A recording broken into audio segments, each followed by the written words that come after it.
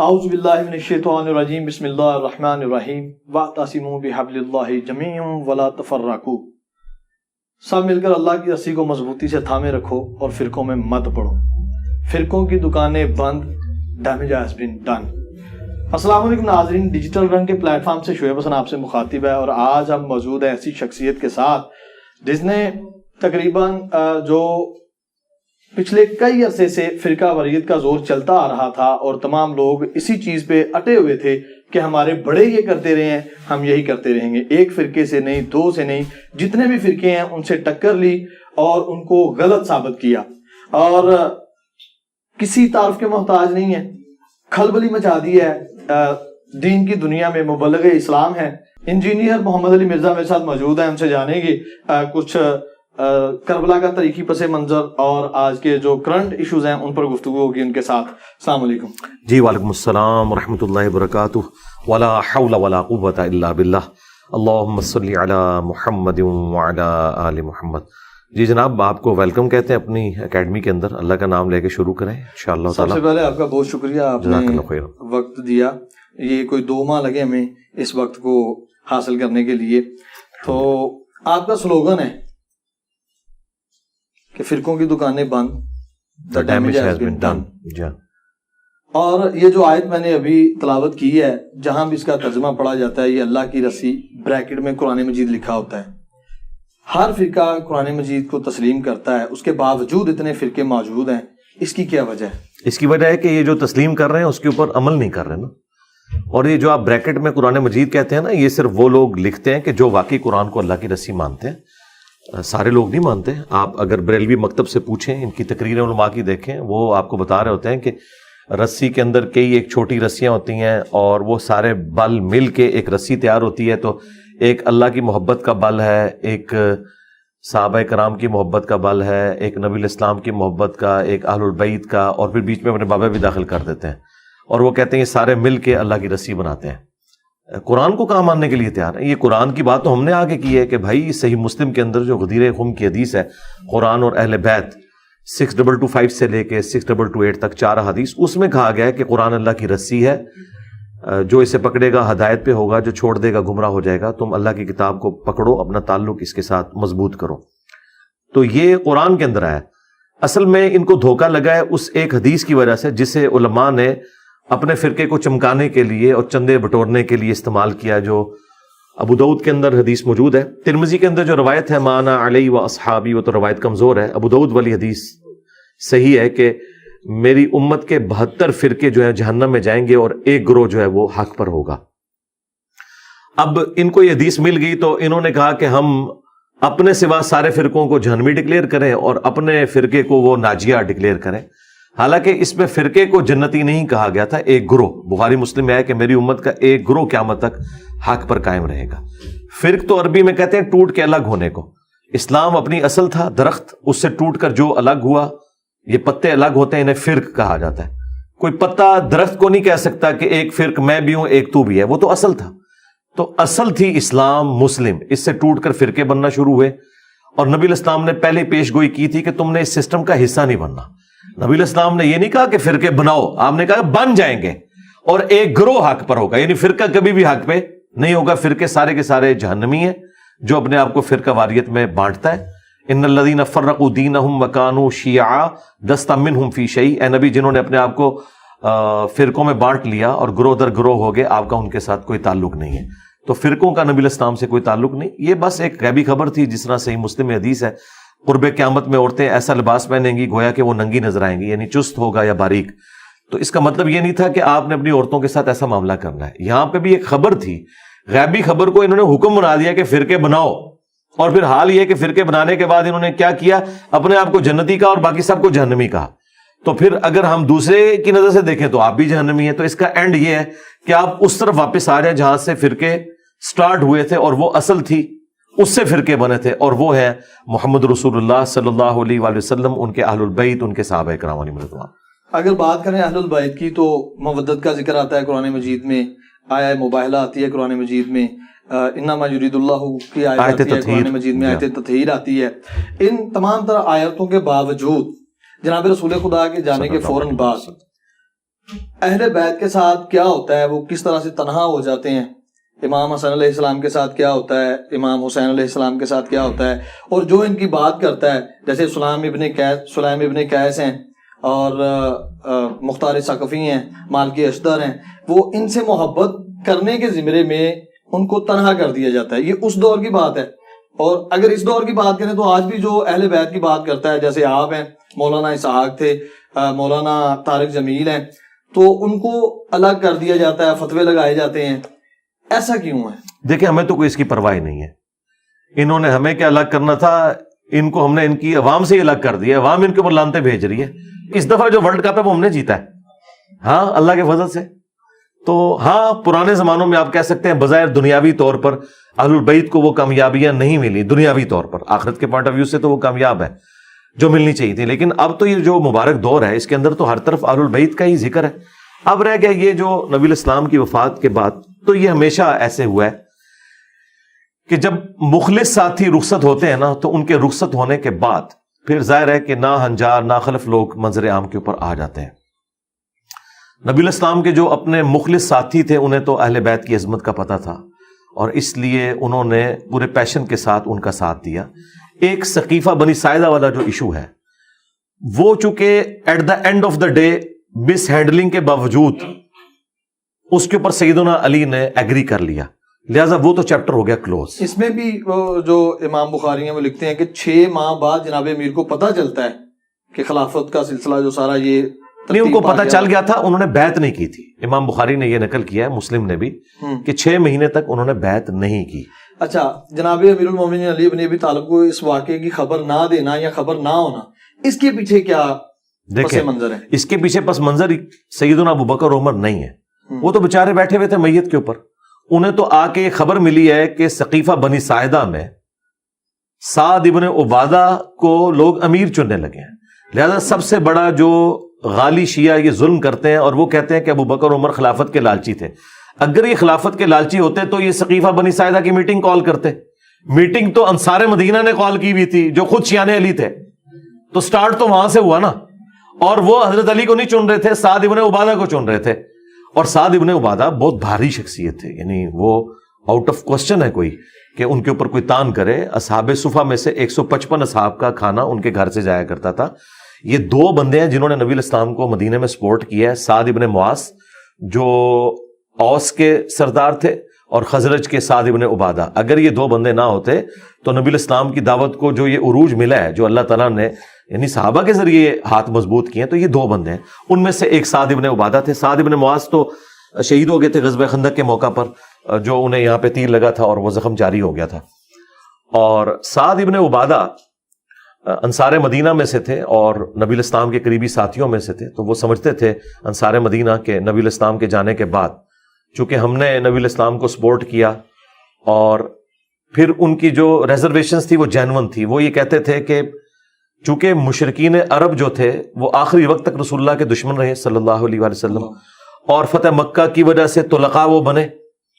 اب ان کے آنے والی نسلیں اپنے آباء و اجداد کا بدلہ ہم سے لیں گی, کیونکہ ہم انصار مدینہ وہ تھے جنہوں نے ان مشرکین عرب کے آباء و اجداد کو قتل کیا ہوا تھا, اور ان میں حضرت علی بھی تھے جو خود مہاجر تھے. لیکن کتنے بڑے بڑے قریش کے سردار حضرت علی کے ہاتھوں قتل ہوئے تھے غزوہ بدر میں, احد کے اندر, خندق کے اندر.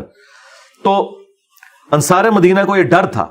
وہاں پہ آپ کو یہ روایتیں بھی بخاری مسلم میں ملیں گی کہ ایک امیر تم میں سے ہو, ایک ہم میں سے ہو. ہاں بالکل. تو لیکن امیر تو 2 ہو ہی نہیں سکتے, یہ تو بالکل اللاجیکل بات تھی نا, 2 امیر تو ہو ہی نہیں سکتے نا. یہ تو اللہ تعالیٰ نے دنیا میں نظام ہی ایسا نہیں بنایا. جب بھی کوئی جوائنٹ سسٹم بنتا ہے اس کا امیر ایک ہوتا ہے, خاندان میں امیر ایک ہوتا ہے, وہ مرد ہوتا ہے. الرجال قوامون علی النساء. خود اللہ نے اپنے بارے میں کہا ہے کہ اگر اللہ کے ساتھ کوئی اور الہ ہوتا تو یہ زمین و آسمان کا نظام درم برم ہو جاتا سورۃ الانبیاء کے اندر. تو یہ تو ہو نہیں سکتا, لیڈر ایک ہی ہوتا ہے. نبی الاسلام کے ہمارے زمانے میں بھی تو ایک تھا نا, آپ نے اپنے ساتھ کسی کو شامل تو نہیں کیا لیڈرشپ کے اندر. یہ ہو نہیں سکتا, یہ ڈیمانڈ ان کی غلط تھی. البتہ جب ثقیفہ بنی ساعدہ کے اندر یہ میٹنگ کال کی اور سیدنا ابو بکر عمر کو بتایا گیا, تو وہ تو اس نیت سے تو وہاں گئے نہیں تھے کہ کوئی بیعت ہوگی, لیکن قبائلی سسٹم تھا. آپ ان حالات و واقعات کو اگر دیکھیں جہاں پہ تلواریں نکل آئی ہیں اور جنگ و جدل والا معاملہ ہو گیا ہے, اس وقت وہ تلے ہوئے تھے کہ سعد ابن عبادہ کو ہم نے خلیفہ چننا ہے.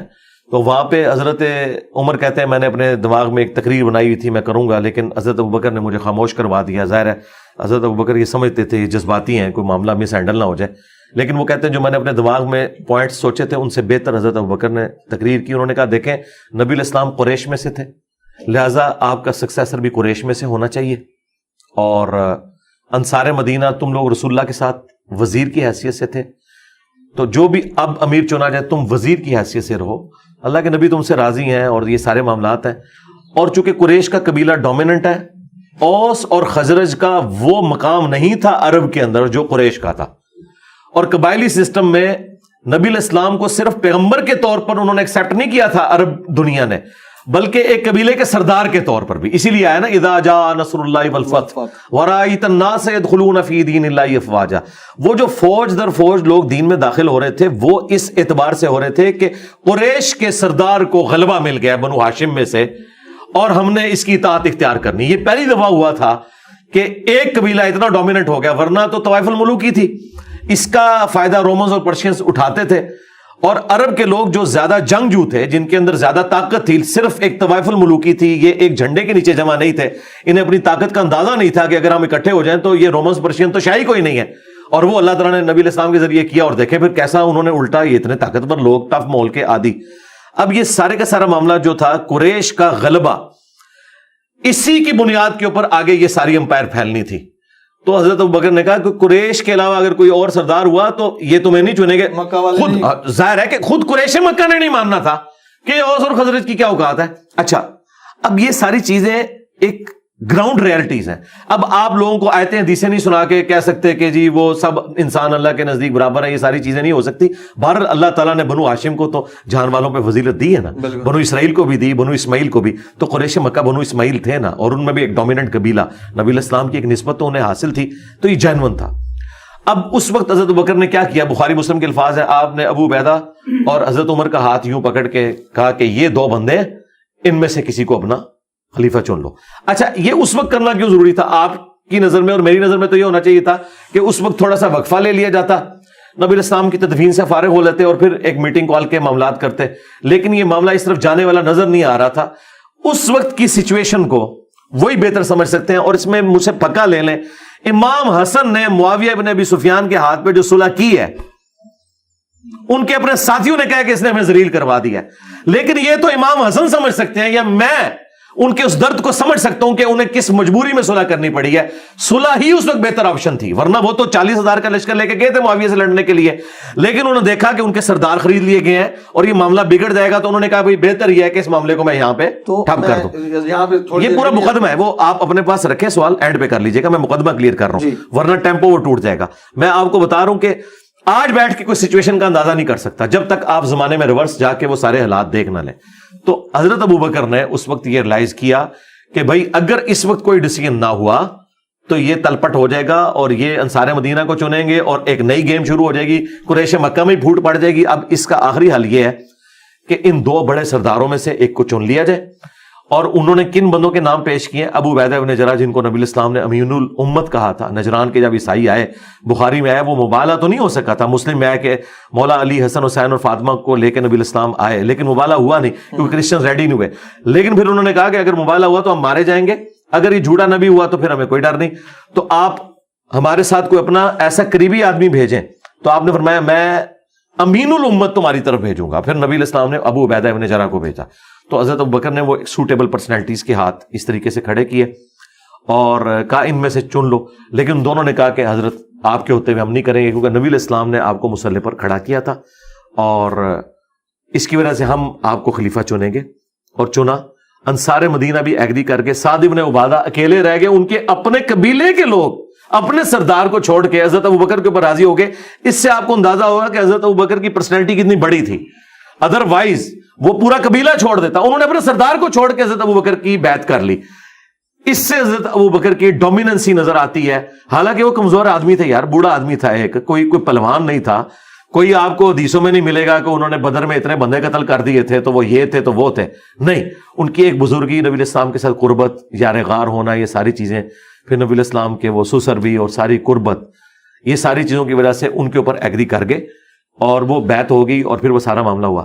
حضرت علی کو یہ کلک تھا کہ اس مشورے میں مجھے شامل کرنا چاہیے تھا. 6 مہینے انہوں نے بیعت نہیں کی. 6 مہینے کے بعد بخاری مسلم میں آتا ہے انہوں نے حضرت فاطمہ کی جب وفات ہو گئی انہوں نے حضرت ابوبکر کو پیغام بھیجا اور کہا کہ آپ میرے پاس آئیں اور اپنے ساتھ کسی کو نہیں لے کے آنا. اور وہ راوی کہتا ہے کہ آپ نہیں چاہتے تھے کہ حضرت عمر ساتھ آئیں کیونکہ وہ جذباتی. تو حضرت عمر نے روکا حضرت ابوبکر کو کہ آپ اکیلے نہ جائیں. انہوں نے کہا میں اہل بیت رسول سے کوئی نیگیٹو چیز امید نہیں کرتا, اس سے آپ کو ان کی کمٹمنٹ کا. وہ اکیلے گئے, حالانکہ بہت بڑا رسک تھا اکیلے جانا. اچھا, جبکہ خلافت کا جھگڑا چل رہا ہے. اور دوسرا آپ دیکھیں خلیفہ وقت جو ہے وہ حضرت ابوبکر ہیں.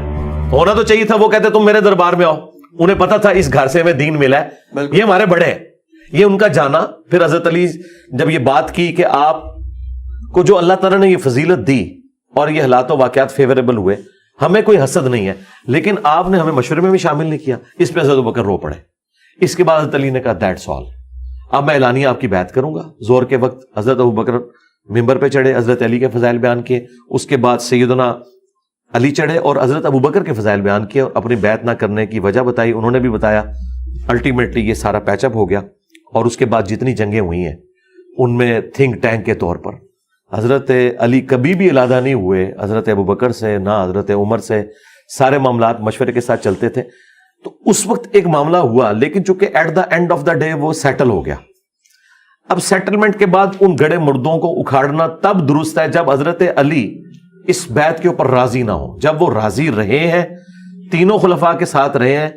شیعہ کہتے ہیں کہ وہ امت کے مفاد میں رہے, ہم کہتے ہیں دل سے قبول کیا. لیکن اینڈ رزلٹ یہ کہ ساتھ رہے نا, تو تم بھی امت کا مفاد سمجھو نا. اگر مولا علی نے سمجھا ہے تو آج تم اس بنیاد کے اوپر امت کو تو نہ توڑو نا. بنو امیہ کے غلط ایکٹیویٹیز کا ابو بکر و عمر کے ساتھ کوئی لینا دینا نہیں ہے. حضرت عثمان کے دور میں بھی جو کچھ ہوا اس میں بھی حضرت عثمان حضرت علی کے مشورے کو لے کے چلتے تھے. کہیں کسی جگہ پہ مس ہینڈلنگ ہوئی ہے تو وہاں پہ بھی حضرت علی نے کبھی بھی حضرت عثمان غنی کی خلافت کا انکار نہیں کیا, انہیں اپنے ساتھ لے کے چلے. تو یہ پورے معاملات کو دیکھنا چاہیے, سچویشن کو. جو شیعہ نے اس حوالے سے ہنگامہ کھڑا کیا ہوا ہے نا, یہ بالکل ناحق ہے ان کا, جس ایکسٹریم پہ وہ لے گئے اس مسئلے کو. کیونکہ دیکھیں غیر مسلم بھی یہ تسلیم کر رہے ہیں آج کہ نبی الاسلام کی لیگیسی کو خلفائے راشدین آگے لے کے چلے. اور قرآن میں اللہ کا وعدہ تھا هو الذی ارسل رسولہ بالہدی ودین الحق لیظہرہ علی الدین کلہ. نبی الاسلام کے ذریعے تمام ادیان کے اوپر اس دین کو غالب کرنا تھا. لیکن نبی الاسلام کی مبارک زندگی میں یہ دین تو صرف عرب کی سرزمین میں غالب ہوا ہے, سارے ادیان پہ تو غالب نہیں ہوا. رومنز اور پرشینز کے اوپر تو خلفائے راشدین کے دور میں ہوا ہے. تو خلفائے راشدین کی جو فتوحات ہیں یہ نبی الاسلام کی اس دعوت کی کنٹینیوشن ہے. اللہ تعالیٰ نے ان کے ذریعے اتنا بڑا کام لیا کہ دیکھیں نبی الاسلام کی وفات کے وقت ہزاروں لوگ جب مرتد ہو گئے اور صحابہ کرام کی تعداد کم رہ گئی ہے, تب بھی وہ دلیری کے ساتھ لڑے ہیں. اور اللہ نے نہ صرف عرب پہ ان کو غلبہ دیا ہے, جھوٹے پیغمبروں کے اوپر غلبہ دیا ہے, منکرین زکات کے اوپر غلبہ دیا ہے, الٹا سپر پاور سے ٹکرا گئے. یہ تو اس طریقے سے ہے کہ میں ایک محلے کی ٹیم بناؤں اور آپ کو پتا چلے گا اگلا ورلڈ کپ اس نے جیت لیا ہے, تو یہ غیر معمولی واقعی ہو سکتا ہے نا. تو یہ اللہ تعالیٰ کی غیبی تائید تھی. باقی جو مسئلے مس ہینڈل ہوئے وہ زیادہ بگڑے ہیں بنو امیہ کی وجہ سے. جب انہوں نے ممبروں پہ سب و شتم شروع کیا اور یہاں پہ شیعہ علی کے اندر پھر ایک غم کی کیفیت آئی اور پھر وہ ان کو جلانے کے لیے اوپر تک چلے گئے. اور یہ ہوتا ہے یعنی عمل کا جو رد عمل ہے یہ اس طرح ہوا ہے. اب اس ساری جو گفتگو آپ نے کی ہے میرے ذہن میں 4 سے 5 کویسچن ہیں. جی کریں ترتیب سے, نہیں ترتیب سے کریں, ترتیب سے. سب سے پہلے جناب ابو بکر اور حضرت عمر رضی اللہ تعالیٰ عنہما کا ادھر جانا. ایک اور روایت بیان کی جاتی ہے کہ حضرت عمر رضی اللہ تعالیٰ عنہ تلوار لے کے مدینے کی گلیوں میں گھوما کرتے تھے کہ جس نے کہا کہ جناب رسول خدا اس دنیا سے رحلت فرما گئے ہیں میں اس کی گردن کاٹ دوں گا. یہ ان کی کیفیت وہ خلافت والے وہ جو بنو سعدہ ثقیفہ میں واقعہ ہوا اس سے پہلے ہوئی کہ اس سے بعد؟ نہیں, اس سے پہلے تھی یہ کیفیت. یہ گلیوں میں نہیں گھومتے تھے, وہ صرف مسجد نبوی میں ایک ایکٹیویٹی پرفارم کی اور یہ کیفیت ان پہ چند منٹ کے لیے طاری ہوئی ہے بس. اور پھر آپ نے کہا اور وہ ختم ہوگی. وہ بخاری میں الفاظ ہے جب حضرت ابوبکر نے خطبہ دیا نا, انک میت و انہم میتون آیت پڑھی, وما محمد الا رسول قد خلت من قبلہ الرسل یہ پڑھی, اور پھر خطبہ دیا من کان یعبد محمدا فان محمدا قد مات. جو محمد کی عبادت کرتا تھا جان لے محمد مر چکے, اور جو اللہ کی عبادت کرتا ہے وہ جان لے کہ اللہ کو موت نہیں کبھی آئے گی. اس کے بعد بخاری کے الفاظ ہیں کہ ابو بکر سے جب میں نے آیات اور یہ خطبہ سنا تو میرے پاؤں میرے جسم کا بوجھ نہیں اٹھا سکے, وہ نیچے گر پڑے اور کہتے ہیں مجھے یقین آ گیا کہ آپ نبی الاسلام دنیا سے چلے گئے. تو یہ وقتی کیفیت تھی, گلیوں میں کوئی نہیں گھومتے تھے, یہ ابھی لوگوں نے آگے صفرے لگا دی ہیں, 10 ہوتا ہے اور صفرے لگا کے بہت بڑی میں کر دیں گے, وہ نہیں, وقتی طور پہ تھی. اگر یہ بات مانی جائے تو پھر کیا نعوذ باللہ ان کا ذہنی توازن بگڑ گیا تھا؟ نہیں, ایک وقتی کیفیت تھی جو ان کے اوپر طاری ہوئی. اچھا, وہ کیفیت یہ نہیں تھی کہ وہ یہ نہیں مانتے تھے کہ نبی نے مرنا نہیں ہے, انہیں پتا تھا کہ ہر انسان کو موت ہے. بے شک ان کو یہ تھا, یہ قرآن میں آیا نا کہ اللہ نے اس دین کو غالب کرنا ہے. وہ کہتے تھے کہ اللہ کے نبی نے اپنا کام ابھی پورا کیا ہی نہیں ہے. ان کے یہ دماغ میں نہیں تھا یہ کام اللہ نے بعد میں پورا کروانا ہے, تاکہ اللہ تعالیٰ غیر مسلموں کے اوپر بھی یہ ثابت کرے کہ خلفائے راشدین کے پیچھے, نبی الاسلام کی دعوت کے پیچھے اللہ کھڑا ہے. اگر نبی دنیا میں نہیں رہے تب بھی یہ دعوت آگے چلے گی. اور وہ لوگ جو خلفائے راشدین سے بغض رکھتے ہیں ان کے اوپر بھی یہ حق کھلے کہ اللہ تعالیٰ نے انہیں دین کے کام کے لیے چنا. تو وہ یہ کہتے تھے کہ جس طرح موسیٰ علیہ السلام 40 دن کے لیے کوہ طور پہ گئے اور پھر واپس آ گئے تھے, نبی علیہ السلام ڈورمنٹ پوزیشن میں گئے, یہ واپس آ جائیں گے. تو جب وہ آیات پڑھی حضرت ابوبکر نے, کیونکہ حضرت ابوبکر فزیکلی نبی علیہ السلام کی ڈیڈ باڈی جس نے چیک کی ہے نا صحابہ میں سے, وہ حضرت ابوبکر ہے. ہاں, اس بات کو سمجھے, باقی تو باہر تھے. مطلب ایک بندے کی میت اندر رکھی ہے, افواہیں ہیں کہ فوت ہوا ہے یا زندہ ہے, اور ایک قریبی آدمی اس کا جو محرم ہے, کیونکہ حضرت عائشہ کے وہ والد تھے, وہ اندر گیا ہے, اس نے جا کے نبض چیک کی, کنفرم کیا نبی علیہ السلام فوت ہو گئے. بخاری کے الفاظ ہیں, ماتھے پہ بوسہ دیا اور کہا یا رسول اللہ ایک موت تو آپ کو آنی تھی, اب دوسری موت آپ کو نہیں آنی, اب آپ اللہ کی جنتوں میں. پھر جب آگے انہوں نے کنفرم کیا نا, تو اب باہر تو کوئی یعنی خدا نہ خواستہ ایک شخص کا والد فوت ہوتا ہے اور وہ باہر آ کے اناؤنسمنٹ کرتا ہے کہ بھائی میرے والد صاحب جو اتنے دنوں سے بیمار تھے وہ فوت ہو گئے ہیں. تو اب اگر باہر کوئی بندہ یہ سمجھ رہا تھا نہیں وہ ٹھیک ہے یا ریکور کر رہے ہیں, وہ کہیں گے یار یہ بات کنفرم ہوگی. تو وہ جب خبر کنفرم ہوئی ہے تو حضرت عمر کو پتہ لگ گیا کہ یہ ہونا تھا. پہلے وہ سمجھ رہے تھے افواہ ہے کہ حضور علیہ السلام پہ بے ہوشی کی کیفیت ہے, لوگوں نے سمجھ لیا کہ آپ فوت ہو گئے ہیں. فوت نہیں ہوئے ہوں گے, ہو سکتا ہے آپ وقتی طور پہ مطلب بے ہوش ہوئے ہیں اور واپس آگے. یہ تو آپ کے ساتھ غزوہ احد کے موقع پہ نہیں ہوا تھا کیا؟ غزوہ احد کے اوپر نہیں مشہور ہو گیا تھا کہ آپ, کیونکہ وہ جب مولا علی نے آپ کا زخم صاف کیا, سیدہ فاطمہ نے زخم صاف کیا, مولا علی پانی لے کے آئے, جو بخاری مسلم میں آتا ہے, نبی علیہ السلام کا خون اتنا بہ گیا تھا آپ بے ہوش ہو گئے تھے.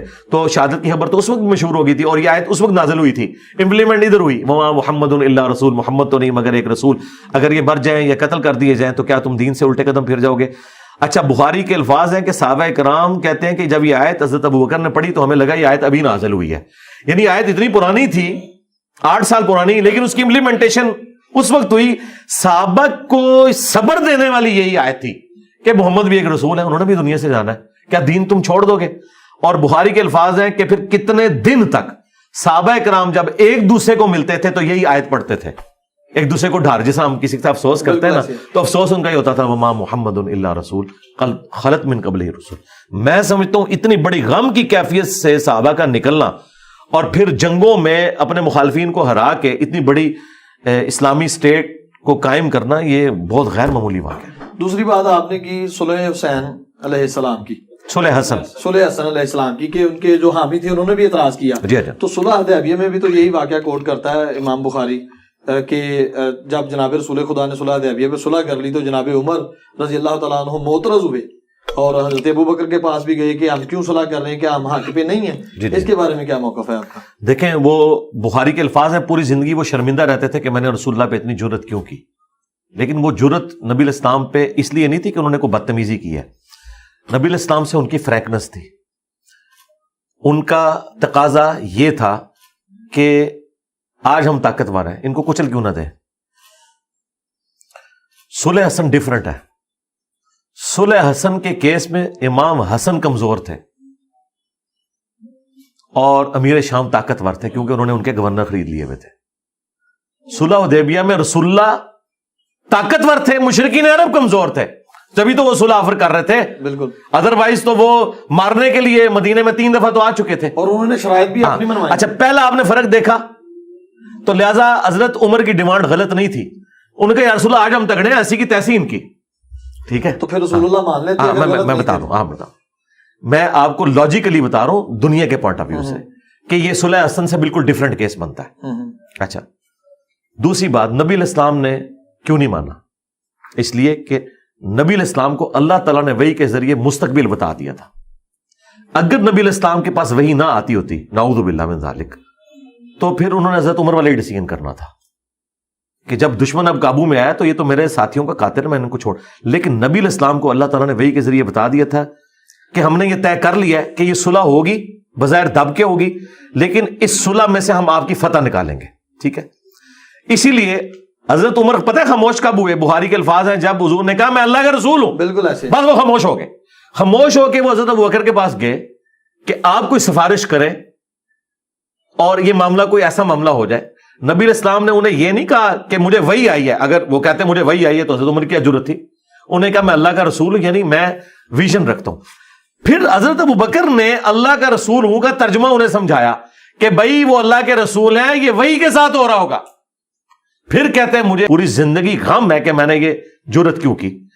میں کہتا ہوں کہ جو میری نیچر ہے نا, جو حضرت عمر نے کیا نا, میں بھی حضور کو اس وقت یہی کہتا کہ یا رسول اللہ منڈو انہوں ایسی تیسی. اور دیکھیں ابھی میں آپ کو اس میں ایک اور ثبوت دیتا ہوں. ایک اور جگہ تو حضرت عمر ٹھیک نکلا ہے, غزوہ بدر کے قیدیوں میں. اب آپ کیا کہیں گے؟ ہاں یہ تو قرآن میں آیا ہے. دیکھیں نا, میں آپ کو پھکا دے رہا ہوں, یہ پھکی سے بھی اگلی چیز ہے. سورۃ الانفال کی آیت نمبر 68 اور 69 میں آیا کہ اگر وہ پہلے آیات نازل نہ ہوئی ہوتی جو تم نے غزوہ بدر کے قیدی چھوڑے, ہم تمہیں عذاب دیتے. یہ اتنے سخت الفاظ ہیں رسول اللہ صلی اللہ علیہ وسلم کے بارے میں کہ تمہیں عذاب دیا جاتا, تم نے یہ قیدی کو چھوڑے. اور بخاری میں ہے کہ حضرت بخاری اور مسلم دونوں میں, مسلم میں ذرا تفصیل کے ساتھ ہے, حضرت عمر نے مشورہ دیا تھا کہ ان کو قتل کیا جائے. قرآن جو ہے وہ حضرت عمر کے مشورے کے اوپر نازل ہوا. اب وہاں پہ تو حضرت عمر کا مشورہ ٹھیک نکل آیا. اگر یہی باتیں ہم تشیع کی طرف سے دیکھیں جناب امیر کے بارے میں, تو وہ غلو کے زمرے میں گنی جاتی ہیں کہ یہ غلو کرتے ہیں جناب علی کو. نہیں, آپ موضوع کو پھیلانا نہیں ہے, میں آپ کو لاجیکل ڈسکشن کر رہا ہوں. شیعہ کا کہتے ہیں, سنی کا کہتے ہیں, میں کسی کا ادھر ٹھیکیدار نہیں ہوں. جہاں شیعہ غلط ہوں گے میں انہیں غلط کہوں گا, جہاں سنی غلط ہوں گے میں غلط کہوں گا. میں نے پہلے جملے میں بولا کہ حضرت عمر کی جرت تھی, وہ خود بھی شرمندہ تھے, لیکن ایک اور جگہ انہوں نے جرت کی, وہ کامیاب ہو گئی. یہ ان کی نبی علیہ السلام کے ساتھ ایک فریکنس, ان کی طبیعت کا تقاضا تھا کہ انہوں نے ایسا کیا. اس میں پھکا اور لے. مجھے بتائیں صلح حدیبیہ کے موقع پر جب نبی علیہ السلام یہ کہہ رہے ہیں کہ میرا نام مٹا دو, تو مولا علی نے کیوں نہیں مٹایا؟ فرمایا کہ میں واحد جو گواہ ہوں اس کا. نہیں, وہ ٹھیک ہے, جب نبی حکم دے رہے ہیں تو امتی کی کیا ضرورت ہے کہ وہ کہ میں یہ کام نہیں کرتا, لیکن ہم اس کی تعویل کرتے ہیں نا. بالکل کہ ہاں کیوں کرتے ہیں. دیکھیں اب ہم حضرت علی کا دفاع کر رہے ہیں, اب ہمیں کوئی یہ نہ کہے کہ آپ علی کا دفاع کیوں کر رہے ہو. وہاں حضرت عمر کا ہم نے دفاع کیا. جناب علی نے یہ تو نہیں کہا کہ میں شرمندہ رہا ساری عمر اس پہ. او نہیں, میں آپ کو بتا رہا ہوں نا, اس بات کو آپ سمجھے نا کہ انہوں نے کہا یا نہیں کہا. یعنی میں آپ کو کہتا ہوں کہ میں اگر حضرت علی کی جگہ ہوتا نا تو میں حضور کی بات مانتا. مجھے اس سے کیا غرض ہے؟ کیا نبی علیہ السلام کے نام کے اوپر لکیر پھیرنے سے میرے دل میں کوئی حضور کی محبت ختم ہو جانی تھی؟ میری تو ریکوائرمنٹ یہ ہے کہ اللہ کا پیغمبر مجھے کیا حکم دے رہا ہے. تو یہ آپ سمجھیں کہ نیچر فرق ہے. اس نیچر کو آپ وہ نہ رہے, نافرمانی شمار نہ کریں. اور سب سے بڑھ کر نبی علیہ السلام خود اس کے لیے کیا فیصلہ فرما رہے ہیں. اگر نبی علیہ السلام کسی معاملے میں ایکسیپٹنس دے رہے ہیں تو ٹھیک ہے. حضرت عمر کو بعد میں کوئی نبی علیہ السلام نے سزا تو نہیں دی نا, ایکسیپٹ کر لیا نا کہ ٹھیک ہے, ان کا ایک جذباتی فیصلہ تھا. یہاں پہ بھی حضرت علی کو ایکسیپٹ کر لیا نا. کام تو پھر آپ کو خود کرنا پڑا. پھر آپ نے کہا اچھا مجھے بتاؤ کہاں لکھا ہے, پھر آپ نے لکیر پھیری اور اپنے ہاتھوں سے لکھا. اور راوی کہتے ہیں کہ آپ کی ہینڈ رائٹنگ اتنی خوبصورت نہیں تھی, آپ کا معجزہ تھا, آپ لکھنا پڑھنا نہیں جانتے تھے. بہرحال آپ نے محمد بن عبداللہ لکھ لیا اور اس طریقے سے وہ معاملہ سیٹل ہوا. آپ کو ایک ایفرٹ تو پٹ کرنا پڑی. تو معاملات کو آپ نے پورے سینیریو میں دیکھنا ہوتا ہے, پک اینڈ چوز نہیں کرنا ہوتا. معاملات کو دیکھ کے اب مجھے بتائیں, جو تحکیم کا مسئلہ ہوا ہے حضرت علی اور حضرت معاویہ کا, آپ اگر مجھ سے پوچھیں, میں اگر حضرت علی کی جگہ ہوتا تو میں کبھی بھی نہ اس تحکیم کے اوپر راضی ہوتا. اور آج ہمیں اینڈ رزلٹ بھی پتا ہے. لیکن اس وقت سچویشن کیا بنی تھی, وہ حضرت علی اس کی تکلیف فیل کر سکتے ہیں کہ جب ان کے ساتھیوں کے اندر دو گروہ بن گئے, انہوں نے جب نیزوں پہ قرآن اٹھا لیے, تو حضرت علی نے اب یہ دیکھنا تھا میرے ساتھیوں میں جو دو گروہ بنے ہیں, اب یہ نہ ہو کہ میں اپنی عمارت وہاں پہ مینجمنٹ لوز کر جاؤں, جس طرح امام حسن نے تو صلح ہی کر لی نا. بالکل, جب وہ خرید لیے. یہاں پہ بھی معاملہ ہے, جب بگڑنے لگا تو حضرت علی کو یہ نظر آیا کہ اس وقت یہ معاملہ کرنا بہتر ہے اور اس کو اس طریقے سے لے کے چلا جاتا. آج ہم بیٹھ کے کہہ سکتے ہیں یار اس کا اینڈ رزلٹ کیا نکلا, یہ ہوا وہ ہوا. ہو سکتا ہے کہ تحکیم نہ ہوئی ہوتی تو اس سے بھی برا رزلٹ نکلا ہوتا. تو اس سچویشن کو جو بندہ ڈرائیونگ سیٹ پہ بیٹھا ہوا ہے نا, وہی جج کر سکتا ہے. اور نبی کے علاوہ جو بھی ججمنٹ دیتا ہے نا, وہ صحیح بھی ہو سکتی ہے, غلط بھی ہو سکتی ہے. یعنی آپ بعد میں تاریخ میں پیچھے جا کے تو یہ کہہ سکتے ہیں کہ یہ یوں ہوتا تو یوں ہو جاتا, جس طرح کتنے طرح تاریخ دان غیر مسلم کہتے ہیں کہ اگر 6 رکنی کمیٹی میں حضرت علی کو خلیفہ چن لیا جاتا نا تو خراب نہ ہوتے، معاملات خراب بھی نہ ہوتے اور اسلام کی سلطنت اس سے وسیع ہوتی. حضرت علی کی جو ایکسٹراڈنری کوالٹیز ہیں، ان کی کمپیٹنسیز ہیں، اور اتنا بڑا پیریڈ آپ کو مل جاتا. ٹھیک ہے، لیکن یہ تو سوچنے کا ایک پہلو ہے نا. دوسرا پہلو یہ کہ بنو امیہ تو ہے پتہ نہیں سازشیں کر کے، جس طرح حضرت عمر فاروق قتل ہو گئے مغیرہ ابن شعبہ کے غلام کے ہاتھوں، ہو سکتا ہے حضرت علی کو وہ چوتھے دن ہی مار دیتے.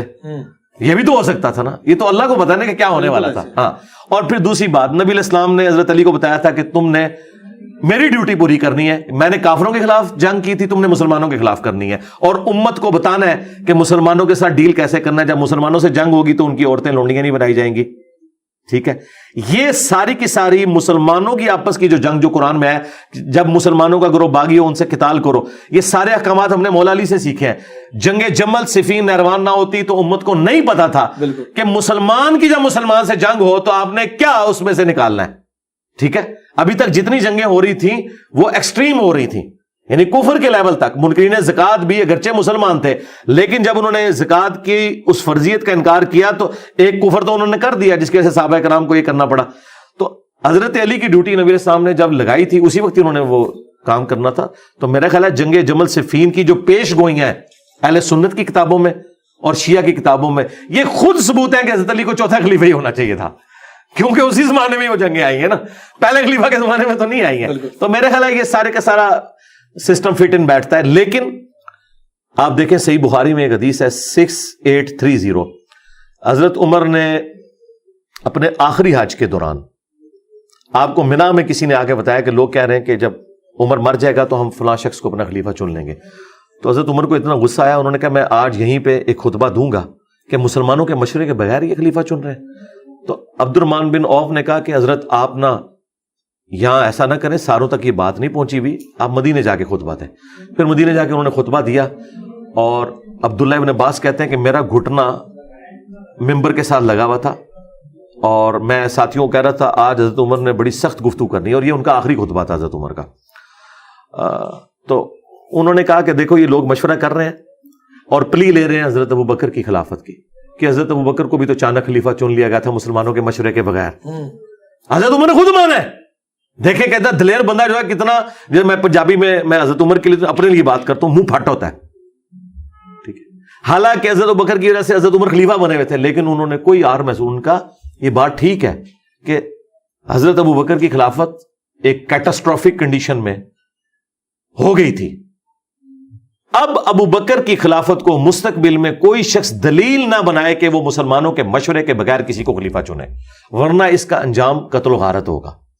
حضرت عمر خود مان رہے ہیں کہ حضرت ابو بکر کی جو خلافت ہوئی ہے نا، اس سے بہتر طریقے سے ہو سکتی تھی، لیکن اس کو کوئی پلی لے کے یہ نہ کہہ کہ حضرت ابو بکر بھی چند بندوں نے بنا لیا تھا، نہ اس طرح نہیں، مسلمانوں کا مشورہ. پھر دوسرا انہوں نے کہا کہ حضرت ابو بکر کی پرسنالٹی بھی اتنی بڑی تھی کہ اللہ تعالیٰ نے امت کو ان پہ متفق بھی کر دیا اس زمانے میں. یہ تو بعد میں پھر یہ آج آپ کو جو رافضیت اور ناسبیت نظر آ رہی ہے تو بعد میں ہوئی ہے نا، اس زمانے میں تو سارے کٹھے ہی تھے نا، سارے کٹھے ہی تھے، یہ تو بعد میں بنے ہیں نا. تو اس وقت تو حضرت عمر کی بات ٹھیک تھی نا، حضرت عمر کوئی 15ویں صدی میں تو بیٹھ کے نہیں کہہ رہے نا. آج تو ہم کہتے ہیں 2 فرقے بن گئے ان جنگوں کی وجہ سے، لیکن اس زمانے میں تو سارے کٹھے ہی تھے نا. تو انہوں نے کہا آندہ کوئی ایسا کام نہ کرے. تو لہٰذا ہم یہ سمجھتے ہیں کہ حضرت علی کی خلافت جس طرح اسٹیبلش ہوئی ہے مشورے کے ساتھ، حضرت علی نے تو خلافت لینے سے انکار کر دیا تھا. انہوں نے کہا یا تو انصاف ہوگا یا گوشہ نشینی میں اختیار کروں گا. اور لوگوں نے کہا نہیں انصاف، تو ان کو پتہ ہی نہیں تھا کہ انصاف کا مطلب کیا ہے. انصاف کا مطلب یہ ہے کہ انہوں نے کہا حضرت عثمان کے سارے گورنر فارغ جن کی وجہ سے رعایا ان کے خلاف ہوئی بھی، اور وہ کر بھی دیے تھے، جب کر دیے نا. ہاں، وہ یہ تو نہیں ان کو پتا تھا کہ وہ اتنا ہارڈ لائنر ہو جائے گا. مطلب یہ تو اسی طریقے سے آپ میرے جیسے بندے کو آرمی چیف یا پرائم منسٹر کی پوسٹ پہ بٹھا دیں تو پھر آپ دیکھیں میں کروں گا کیا. لوگ تو مطلب وہ بھول جائیں گے پھر کہ میری تو ایک اپنی نیچر ہے. تو وہ حضرت علی کے بارے میں ایکسپیکٹ کر رہے تھے کہ بھئی حضرت علی کوئی درمیان کر، لیکن وہ تو بڑے ہارڈ لائنر تھے. اس وقت انہوں نے کہہ دیا کہ ٹھیک ہے جی حضرت، ان کا پھر لو پھر پہلا ڈیسیژن ہے جی، پہلے ہی چھکا مار دیتا. اچھا، جناب ابو بکر کا خلیفہ منتخب ہونا، اس کے بعد جناب عمر کو وہ ڈائریکٹ سلیکٹ کرتے؟ نہیں، ڈائریکٹ نہیں سلیکٹ کیا، یہ بالکل جھوٹ ہے. اچھا، ہاں یہ بالکل جھوٹ ہے. مشورہ ہوا جی، مشورہ ہوا ہے. کتنے دن تک مشورہ رہا ہے. حضرت ابو بکر اچانک فوت نہیں ہوئے، بیمار ہوئے ہیں. انہوں نے جب مشورہ لیا نا تو حضرت ابو بکر نے جس طریقے سے عرب کی سرزمین میں اتنے بڑے فتنوں کو ختم کیا اور پھر رومنز اور پرشینز کی طرف فوجیں بھیج دی. یہ ویسے بڑا تاریخ میں پبلک میں جھوٹ مشہور کیا ہوا ہے لوگوں نے, اہل علم کے نزدیک تو ان کو پتا ہے. یہ جو فتوحات کا سلسلہ ہی حضرت ابو بکر کے دور میں شروع ہوا ہے. اچھا, آدھی پرشین امپائر تو گر چکی تھی, غالب نے ولید کو فرنٹ میں حضرت ابو بکر نہیں رکھا ہوا تھا. تو حضرت عمر کا جب دور آیا تو اس وقت آپ سمجھے کہ وہ جس طرح ہم T20 میچ میں کہتے ہیں کہ آدھا سکور ہو چکا ہوا تھا, حالات فیوریبل تھے, ایک اچھی پارٹنرشپ بن چکی تھی, اور پھر آگے وہ آگے لے کے چلے. تو حضرت بکر صدیق کی اتنی جو ٹاپ کی مینجمنٹ اور ان کی پھر ایک نرمی طبیعت میں, اس کی وجہ سے سب نے یہی مشورہ دیا کہ حضرت آپ نے 2 سال میں اتنی خیر خواہی ہمارے ساتھ کی ہے, تو آپ سے بہتر کون سمجھ سکتا ہے کہ ہمارے لیے کون فیوریبل ہے. کیونکہ ان کی نیت پہ بھی کوئی شک نہیں, ان کی پرفارمنس بھی لوگوں کے سامنے ہے, نبی علیہ السلام سے قربت بھی. آج کے ابو بکر کو نہ دیکھیں, آج کے ابو بکر کو تو کنٹروورشل بنا دیا نا اس زمانے کے ابو بکر. اچھا, تو لوگوں نے تو حضرت ابو بکر نے کہا کہ ٹھیک ہے, پھر میں جب کسی کو نامزد کروں گا نا, پھر تم نے اختلاف نہیں کرنا. پھر انہوں نے اپنے قریبی لوگوں سے مشورہ کیا. کون کون شامل تھا اس مشورے؟ ان میں حضرت علی شامل ہیں, ابو عبیدہ ابن جرح شامل ہیں, عبد الرحمن بن عوف شامل ہیں. یہ سب لوگ بڑے بڑے لوگ, اور یہ بڑے بڑے جو لوگ ہیں قبیلوں کے سردار ہیں. مطلب آج والا صاحب تو نہیں کہ ووٹنگ ہو, اس زمانے میں تو قبائلی سسٹم میں صرف حضرت علی سے پوچھ لیا, بنو ہاشم سے کوئی ضرورت نہیں پوچھنے کی, علی ان کے ہیڈ ہیں, وہ فیصلہ کر دیں گے. بڑے سرداروں سے پوچھا, انصار کے بڑے لوگوں سے پوچھا کہ میں جب میرے پہ چھوڑا تو میں تو عمر کو بنانا چاہتا ہوں. تو سب نے کہا کہ اگر آپ سمجھتے ہیں تو ٹھیک ہے بنا دیں. چند ایک لوگوں نے کہا کہ ان کی طبیعت کی سختی ہے. ہاں, تو حضرت ابو بکر نے کہا کہ جب وہ خلیفہ بنیں گے نا تو ان کی سختی ایڈریس ہو جائے گی. ان کی سختی اس وجہ سے تھی کہ میں نرم تھا, جب یہ سارا وزن ان کو اٹھانا پڑے گا نا, تو وہ پھر آپ نے دیکھا ہے کہ انہوں نے کیا سختی کی ہے. سختی یہ کی ہے کہ انہوں نے آرام نہ کھایا نہ کھانے دیا. باقی تو معاملات مجھے بتائیں, بڑے مجمع میں لوگوں نے سوال پوچھ لیا آپ نے کرتا کہاں سے سلوایا, حضرت عمر کی طبیعت تھی یہ سننے والی, سنا, سب کچھ برداشت کیا. جب حکومت آئی ہے تو سب کچھ برداشت کیا ہے. ہاں, اللہ کے احکامات میں وہ سخت رہے ہیں. دیکھ لیں اپنے کسی بیٹے کو کسی پوسٹ کے اوپر نہیں لگایا. دیکھیں نا, کسی بندے کے کنڈکٹ سے نظر آتا ہے نا, چٹائی سے آغاز ہوا ہے, چٹائی پہ اختتام ہوا ہے, تو سسٹم سے کچھ حاصل نہیں کیا. دیکھیں دنیا میں انسان کچھ کرتا ہے, کس چیز کے لیے کرتا ہے نا, اپنی اولاد کے لیے کچھ چھوڑ کے مرتا ہے. کوئی جداد یا پوسٹ کچھ بھی نہیں کیا, اور جاتے ہوئے بھی 6 رکنی کمیٹی وہی بنائی ہے جس کے مشورے سے وہ بنے ہوئے تھے. تو کہا بس ٹھیک ہے, یہ 6 بندے ہیں جن سے نبی علیہ السلام وفات تک راضی رہے, ان میں سے خلیفہ چن لینا. حضرت ابو بکر کو لے کر حضرت عمر اور جو وہ اپنی خلافت کا سلسلہ چلانے کے لیے اتنے پریشان نظر آتے ہیں, جبکہ جناب رسول خدا اتنا سلسلہ جناب آدم سے شروع ہوا, رسول اللہ تک آیا, وہ اپنا خلیفہ ہی نہیں چھوڑ کے گئے, عوام منتخب کر رہے ہیں ان کا خلیفہ مشورے کے ساتھ. اور جتنے بھی انبیاء گزرے ہیں قرآن مجید میں, وہ ان کا خلیفہ جو ہے وہ اللہ کی مرضی سے چنا جاتا ہے. جناب موسیٰ علیہ السلام کا خلیفہ, جناب زکریا علیہ السلام رو کے دعا کر رہے ہیں کہ مجھے ڈر ہے اپنے بھائیوں کا, کوئی میرا جو ولی ہے وہ مجھے دے دیں. تو اس کے بارے میں آپ کا کیا موقع؟ اس کا میں جواب دوں گا تو پلانٹ ارتھ سے باہر جائے گا چھکا مارے. مجھے بتائیں رسول اللہ سے پہلے خاتم النبیین آیا کون ہے؟ جب نبوت ختم, سب کچھ ختم, کون سا خلیفہ؟ کسی کی اہلیت ہے کہ وہ رسول اللہ کی پوسٹ کو سنبھالے ختم نبوت کے بعد؟ ختم نبوت کا مطلب کیا ہے؟ اب اللہ نے زمین پہ کسی سے بات نہیں کرنی, تو کس کی جرأت ہے کہ نبی کی سیٹ پہ بیٹھے آ کے, اور وہ غیر نبی ہو؟ نبی کی سیٹ صرف نبی سنبھال سکتا ہے, اور سب سے بڑا نبی خاتم النبیین, اس کی سیٹ غیر نبی کیسے سنبھال سکتا تھا؟ یہ مثالیں جب دیتے ہیں آپ اس سمجھے. داؤد کا خلیفہ سلیمان ہو سکتا تھا نا, داؤد علیہ السلام خاتم النبیین نہیں ہے, اور ان کا بیٹا پیغمبر ہے, ختم نبوت نہیں ہوئی, تو پیغمبر کا خلیفہ پیغمبر. آپ پہلے مجھے یہ مثال دیں کہ انسانی تاریخ میں نبی نے غیر نبی کو کبھی خلیفہ کیا ہو, اس کی تو مثال ہی کوئی نہیں موجود. تو اب آپ کیوں ڈیمانڈ کر رہے ہیں کہ ابو بکر اور علی خلیفہ ہوں؟ کہ نبی نے اپنے خون سے خلیفہ چنا نا. نہیں, وہ بات آئے گی, میں پہلے آپ کو مثال ختم کر رہا ہوں. یہ مثالیں انبیاء کی دیتے ہیں.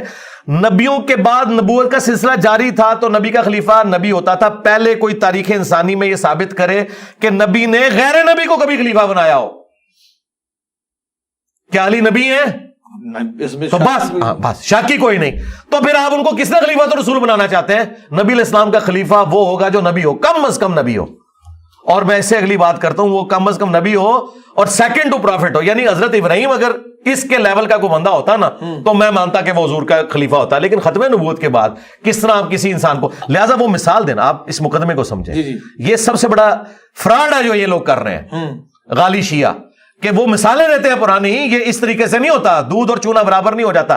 جب نبی کا خلیفہ کبھی غیر نبی ہوئے ہی نہیں ہے تو آپ کس طرح غیر نبی کو خلیفہ مان رہے ہیں, جبکہ ختم نبوت ہو چکی ہے. ختم نبوت کا مطلب یہ ہے جو مولا علی نے کہا آسمان کا زمین سے رشتہ منقطع. ناج البلاغہ میں جو مولا علی نے رسول اللہ کی میت پہ خطبہ دیا ہے کہ یا رسول اللہ آپ کی موت باقی نبیوں والی نہیں ہے, اب آسمان کا زمین سے رشتہ منقطع ہو گیا. مولا علی خود مان رہے ہیں کہ ابھی کام ختم ہو چکا ہے. جب کام ختم ہو گیا تو خلافت کی ضرورت نہیں ہے.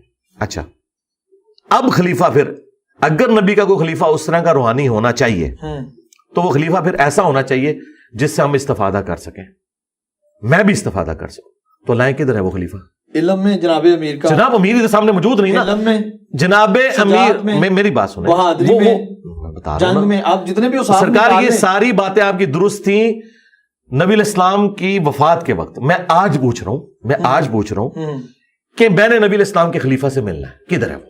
اگر آپ کہتے ہیں وہ قبر میں ہے تو میں کہوں گا وہ اگر قبر میں ہے تو میں رسول اللہ کی قبر پہ کیوں نہ جاؤں, میں نے اس کی قبر پہ جا کے کیا کرنا ہے؟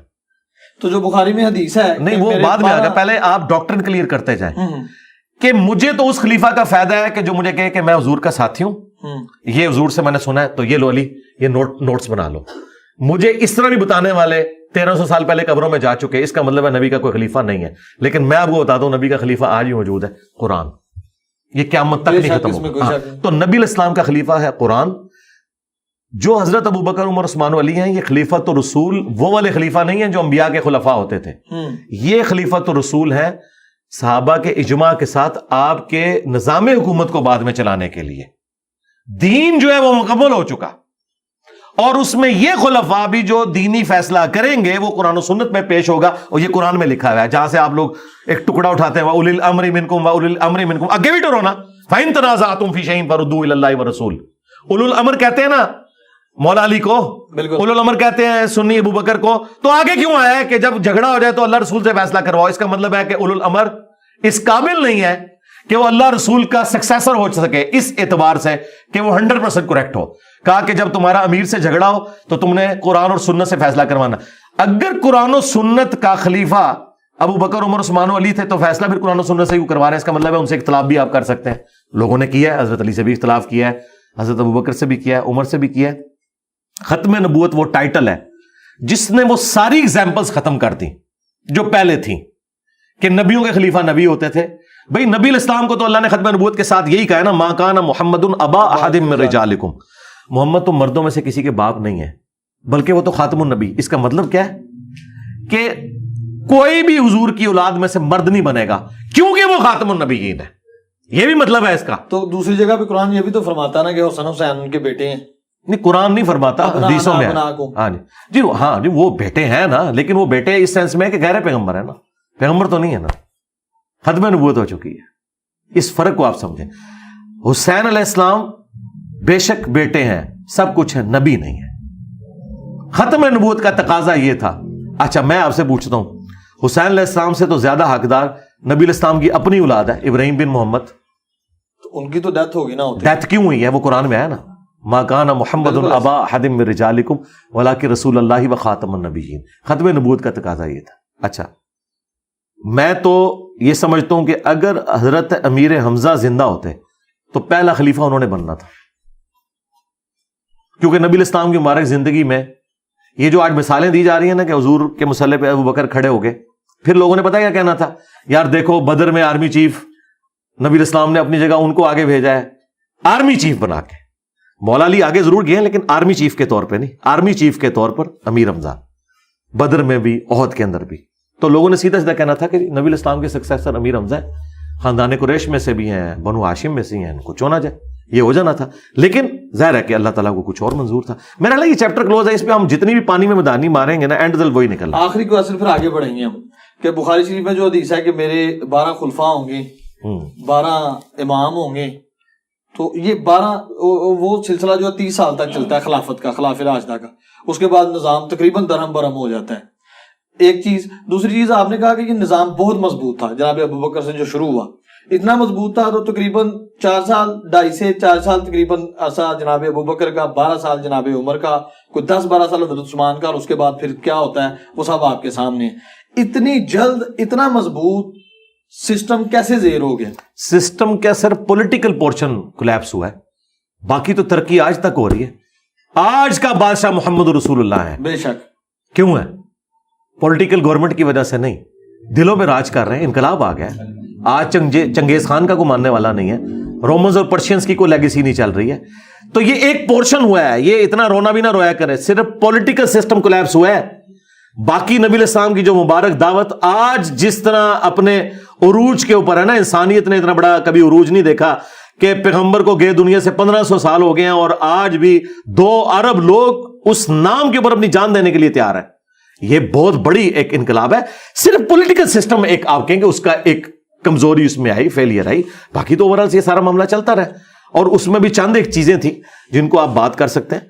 اور جو دوسری بات آپ نے کیا کی تھی اس میں، جو آپ نے سٹارٹ لیا تھا، ایک تو یہ بات میری امت کے 12 امام ہوں گے۔ 12 خلیفہ نہیں، امام نہیں ہے، امام نہیں، چلے خلیفہ ہیں اس میں بات۔ ہاں جی جی نبی علیہ السلام نے فرمایا کہ یہ حدیث اگر آپ پوری پڑھیں تو آپ کو کلیئر ہو جائے گا۔ آپ نے فرمایا کہ بنو اسرائیل کے جو سیاست تھی وہ ان کے انبیاء دیکھا کرتے تھے، اور ایک نبی فوت ہونے سے پہلے دوسرے کو اپنا سیاسی خلیفہ بھی بنا کے جاتا تھا، اور وہ سارا نبی کو۔ میری امت میں یہ نہیں ہوگا، اس میں اب وہ والی بات میری سپورٹ ہوگی کہ نبی الاسلام کا سکسیسر کوئی نہیں ہوگا۔ آپ نے فرمایا کہ میری امت میں ایسا نہیں ہوگا، کوئی ختم نبوت ہو چکی ہے، البتہ خلیفہ ہوں گے اور بہت زیادہ ہوں گے، وہ چلتے رہے۔ اب یہاں پہ خلیفہ ان معنوں میں نہیں کہ آپ خلیفہ راشد کے معنوں میں، خلیفہ سے مراد ہے حاکم وقت، آپ اسے ملک کہہ لیں، بادشاہ کہہ لیں، ان معنوں میں اس وقت یہ اپنی یعنی اس اصطلاح کے معنوں میں نہیں، لغت کے معنوں میں ہو رہا ہے۔ وہ جو آپ خلفائے راشدین 30 سال ہے نا، وہ اپنی اصطلاح میں جو اصل خلیفہ ہونا چاہیے آئیڈیلی وہ 30 سال کی خلافت ہے۔ اس کے بعد جو خلافت ہے وہ ملوکیت ہے۔ آپ اسے خلیفہ، تو میں نے کہا تھا آپ عمران خان نواز شریف کو بھی اگر آپ خلیفہ کہہ لیں پرائم منسٹر کے معنوں میں، تو ہاں وہ 12 نبی علیہ السلام فرمایا کہ 12 خلفات، وہ حدیث جو اس کے ساتھ آپ اس کو جوڑیں، نبی علیہ السلام فرمایا کہ 12 خلفاء تک اسلام کا جو یہ والا ایک سسٹم ہے یہ غالب رہے گا، اور وہ 12 کے 12 قریش میں ہوں گے۔ ان 12 کو نبی علیہ السلام نے خلیفہ راشد نہیں کہا، وہاں 12 خلفاء کا ذکر ہے۔ ٹھیک، تو اگر آپ اس کی کیلکولیشن کریں تو اس وقت تک اسلام کا جو ایک ایکسپینشن والا معاملہ تھا وہ بڑا تیزی سے ہوا۔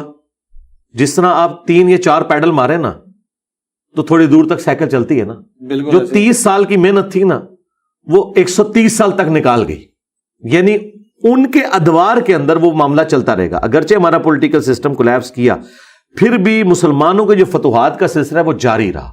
اللہ تعالیٰ نے وہ ظاہر اپنے دین کو ایکسپینڈ تو کرنا تھا نا، رومنز کے ساتھ جنگیں رہیں اور آگے معاملات چلتے رہے، کرتے کرتے مسلمان اسپین تک بھی پہنچ گئے، یورپ، بلکہ وہ ایک صرف جنگ ہار گئے تھے فرانس والی، ادروائز تو یورپ بھی پورا مسلمانوں کے پاس آ گیا تھا۔ تو یہ سارے کا سارا معاملہ چلتا رہا۔ تو ان معنوں میں یہ ایک تشریح ہے، اس میں ان خلفاء کی تعریف نہیں ہے بلکہ ان کے دور کی تعریف ہے کہ ان کے دور تک اسلام کا غلبہ رہے گا، کیونکہ دوسری جگہ آ گیا کہ 30 سال تک خلافت راشدہ، اس کے بعد کاٹ کھانے والی ملوکیت، وہ خلافت ہے لیکن ملوکیت والی خلافت ہے۔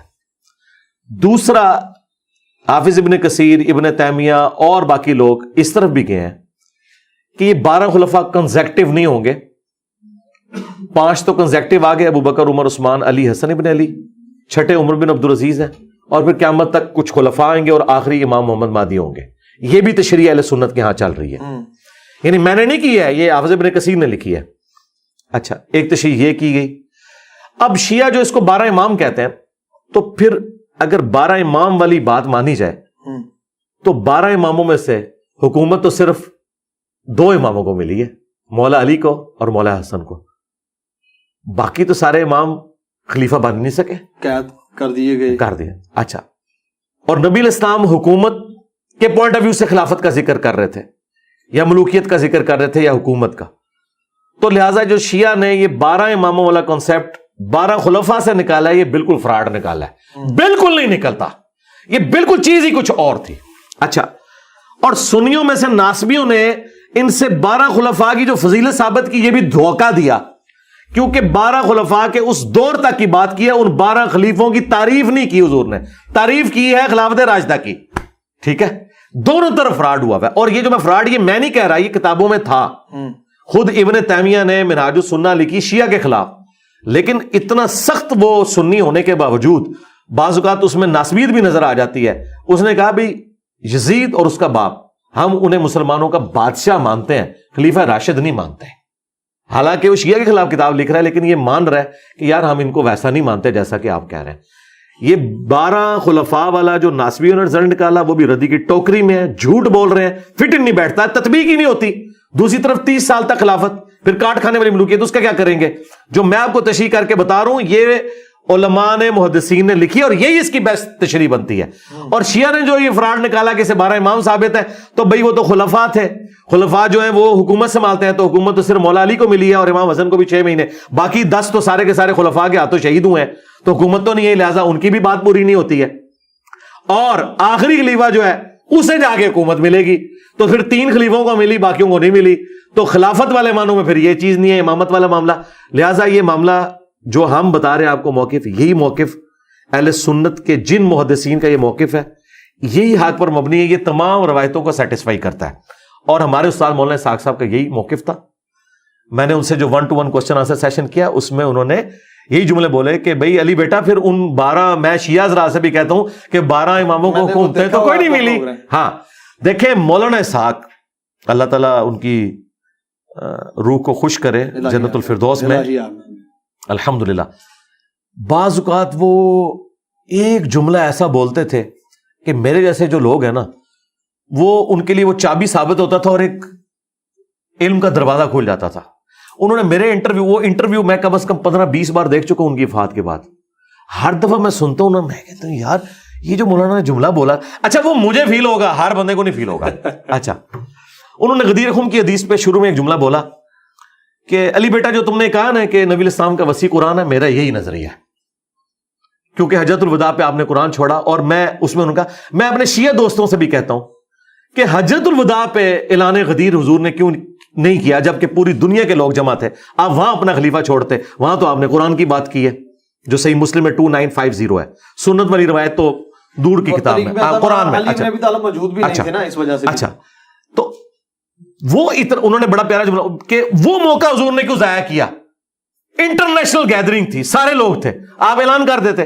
یہ غدیر بھی آپ نے کیوں کیا, انہوں نے آپ نے وجہ بتائی اس کی, جو مولانا اسحاق نے بولی, میں اس کو ایکسپلور. انہوں نے کہا کہ غدیر پہ صرف اہل شام تھے اور اہل مدینہ تھے, باقی سب جا چکے تھے.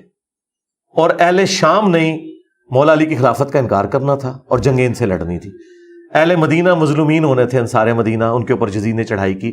بیسیکلی نبی علیہ السلام نے غدیر خم پہ یہ جو کہا نا, میں اہل بیت کے معاملے میں تمہیں اللہ کا خوف دلاتا ہوں, آپ یہ بتا رہے تھے کہ میرے اہل بیت کے ساتھ میرے بعد برا سلوک نہیں تم نے کرنا, جو تم نے واقعہ حرہ میں کرنا ہے, جو صفین میں تم نے کرنا ہے. شامیوں کو ڈرایا تھا, یہاں خلافت کا اعلان مقصود نہیں تھا. اور باقی تو میں نے آج جتنے دلائل رکھ دی ہیں کہ نبی علیہ السلام خاتم النبیین ہے, تو بھئی خلیفہ کہاں سے لائیں, کم از کم نبی چاہیے.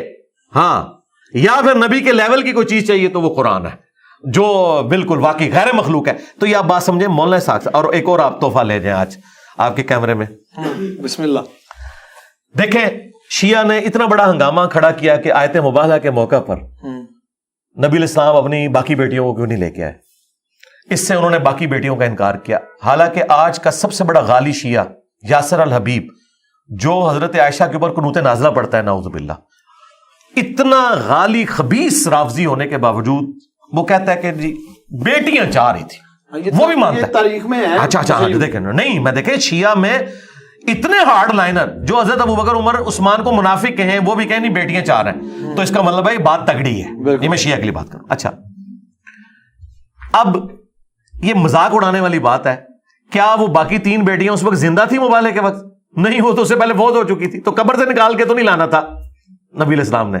تو یہ اعتراض کتنا باطل ہے. اب یہ جگہ جگہ جو یہ اعتراض کرتے ہیں, تو شیعہ علماء دوسری تو کہتے ہیں ہم تاریخ کے بڑے ماسٹر ہیں, ہمیں پتا ہے کہ جی غدیر خم 18 ذوالحجہ کو ہوئی اور فلانی چیز فلانی تاریخ میں ہوئی. ایون انہوں نے آج تک تاریخیں ساری یاد رکھی ہوئی ہیں. ٹھیک ہے جی, 8 شوال کو جو ہے وہ بقیع غرقت قبرستان کو گرا دیا گیا, اتنا کچھ انہوں نے یاد رکھا ہوا ہے. یہ ان کو تاریخ بھول جاتی ہے صرف سنیوں کو نیچا کرنے کے لیے. باقی 3 بیٹیاں کتنے سن, باقی اور بھائی فوت ہو گئی ہیں سن, کوڑ مار دو, جھوٹ بول دو. تو یہ آپ جھوٹا الزام لگا رہے ہیں فوت ہو گئی ہیں تو پھر یہ الزام بنتا ہی نہیں. اچھا مولانا اسحاق نے ایک پھکا اس میں دیا. انہوں نے کہا کہ وہ بیٹیاں تو ہوگی تھی فوت, اور تم کہتے ہو کہ اہل بیت صرف یہ 5 بندے ہیں, نبی علیہ السلام کے ساتھ 4. کون سے؟ حسن, حسین, فاطمہ اور سیدہ فاطمہ. اگر تمہاری یہ لاجک ہم مان لیں تو علی کی ایک اور بیٹی بھی تھی اس وقت. کون سی؟ زینب, حضرت زینب. ان کو مباہلے میں کیوں نہیں لائے؟ کیا اہل بیت سے خارج کر دیا؟ یہ پھکا ہے, پلانٹ ارتھ سے باہر پھینکا چھکا مولانا اسحاق نے. اگر زینب مباہلے میں نہیں آئی, حضرت علی کی بیٹی, حسن و حسین کی بہن, تو کیا وہ اہل بیت سے خارج ہو گئی ہیں؟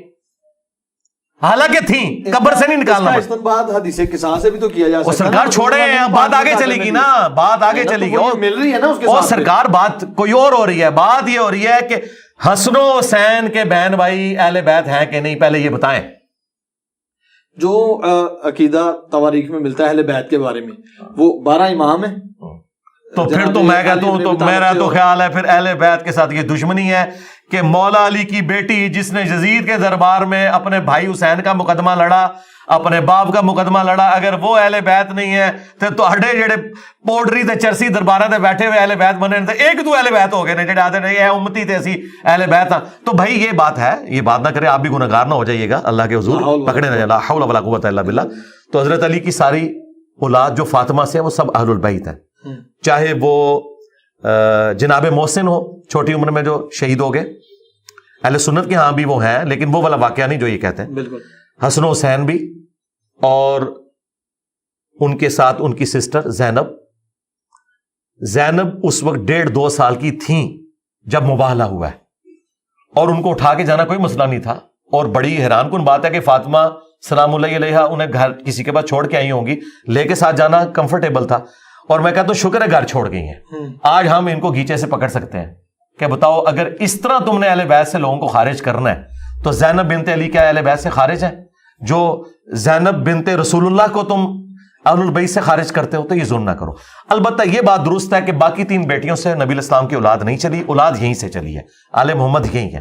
لیکن ہر بات یہ مولانا اسحاق صاحب نے ایک پھکا دیا تھا, میں نے آپ کو بتایا بعض کا وہ اتنی بڑی یعنی پھکا دیتے تھے جس کا جواب ہی ممکن نہیں. بخاری و مسلم میں بلکہ آپ نے کہا تھا میں ختم کروں گا, آگے چلوں گا, آپ آگے چل ہی نہیں رہے. میں حدیث پہ آ گیا نا آگے کہ سائے ستہ میں امام حسین علیہ السلام کے قاتلان سے بھی احادیث لی جاتی ہیں, اور جبکہ اہل بیت کو دیکھیں, یہ امام حسن کو, امام حسین کو, جناب علی بن ابی طالب کو, جن کے بارے میں رسول فرماتے ہیں کہ میں علم کا شہر ہوں, یہ علم کا دروازہ ہے, ان سے احادیث بہت کم لی جاتی ہیں. جبکہ امام باقر, امام جعفر صادق سے بھی بہت کم لی جاتی ہیں. حضرت ابو ہریرہ رضی اللہ تعالیٰ عنہ خیبر کے وقت مسلمان ہوئے, ان سے 5500 یا 55,000 تقریباً اس طرح سے. نہیں 55,000 نہیں, 5500 مشکل سے.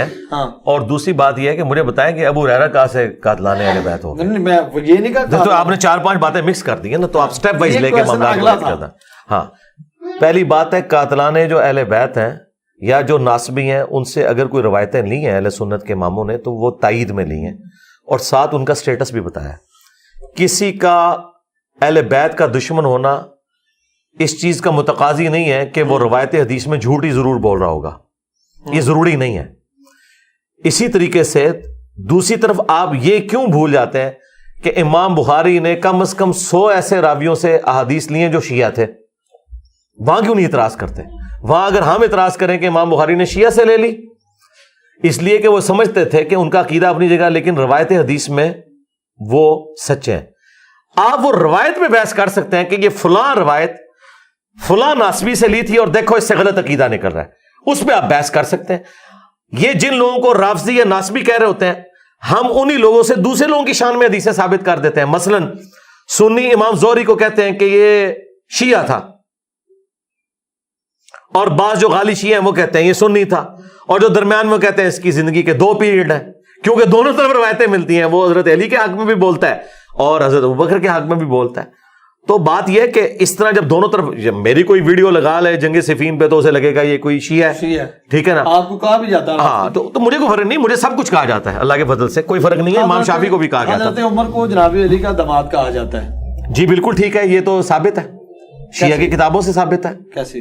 کہ ام کلثوم ان کے عقد میں تھی، شیعہ کی کتابوں سے ثابت ہے، اور بڑے سخت الفاظ میں وہ تو بلکہ تعویل کرتے ہیں کہ یہ زبردستی معاملہ ہوا تھا. یہ وہ نہیں، میں نے اہل سنت کی کتاب میں بذات خود ان گناہگار آنکھوں سے پڑھا کہ حضرت عباس جناب رسول خدا کے چچا رضی اللہ تعالیٰ عنہ، انہوں نے فرمایا کہ علی آپ مان جائیں، آپ کو پتہ ہے کہ عمر کتنے سخت ہیں. جی ہم ان روایتوں کو بالکل غلط کہتے ہیں.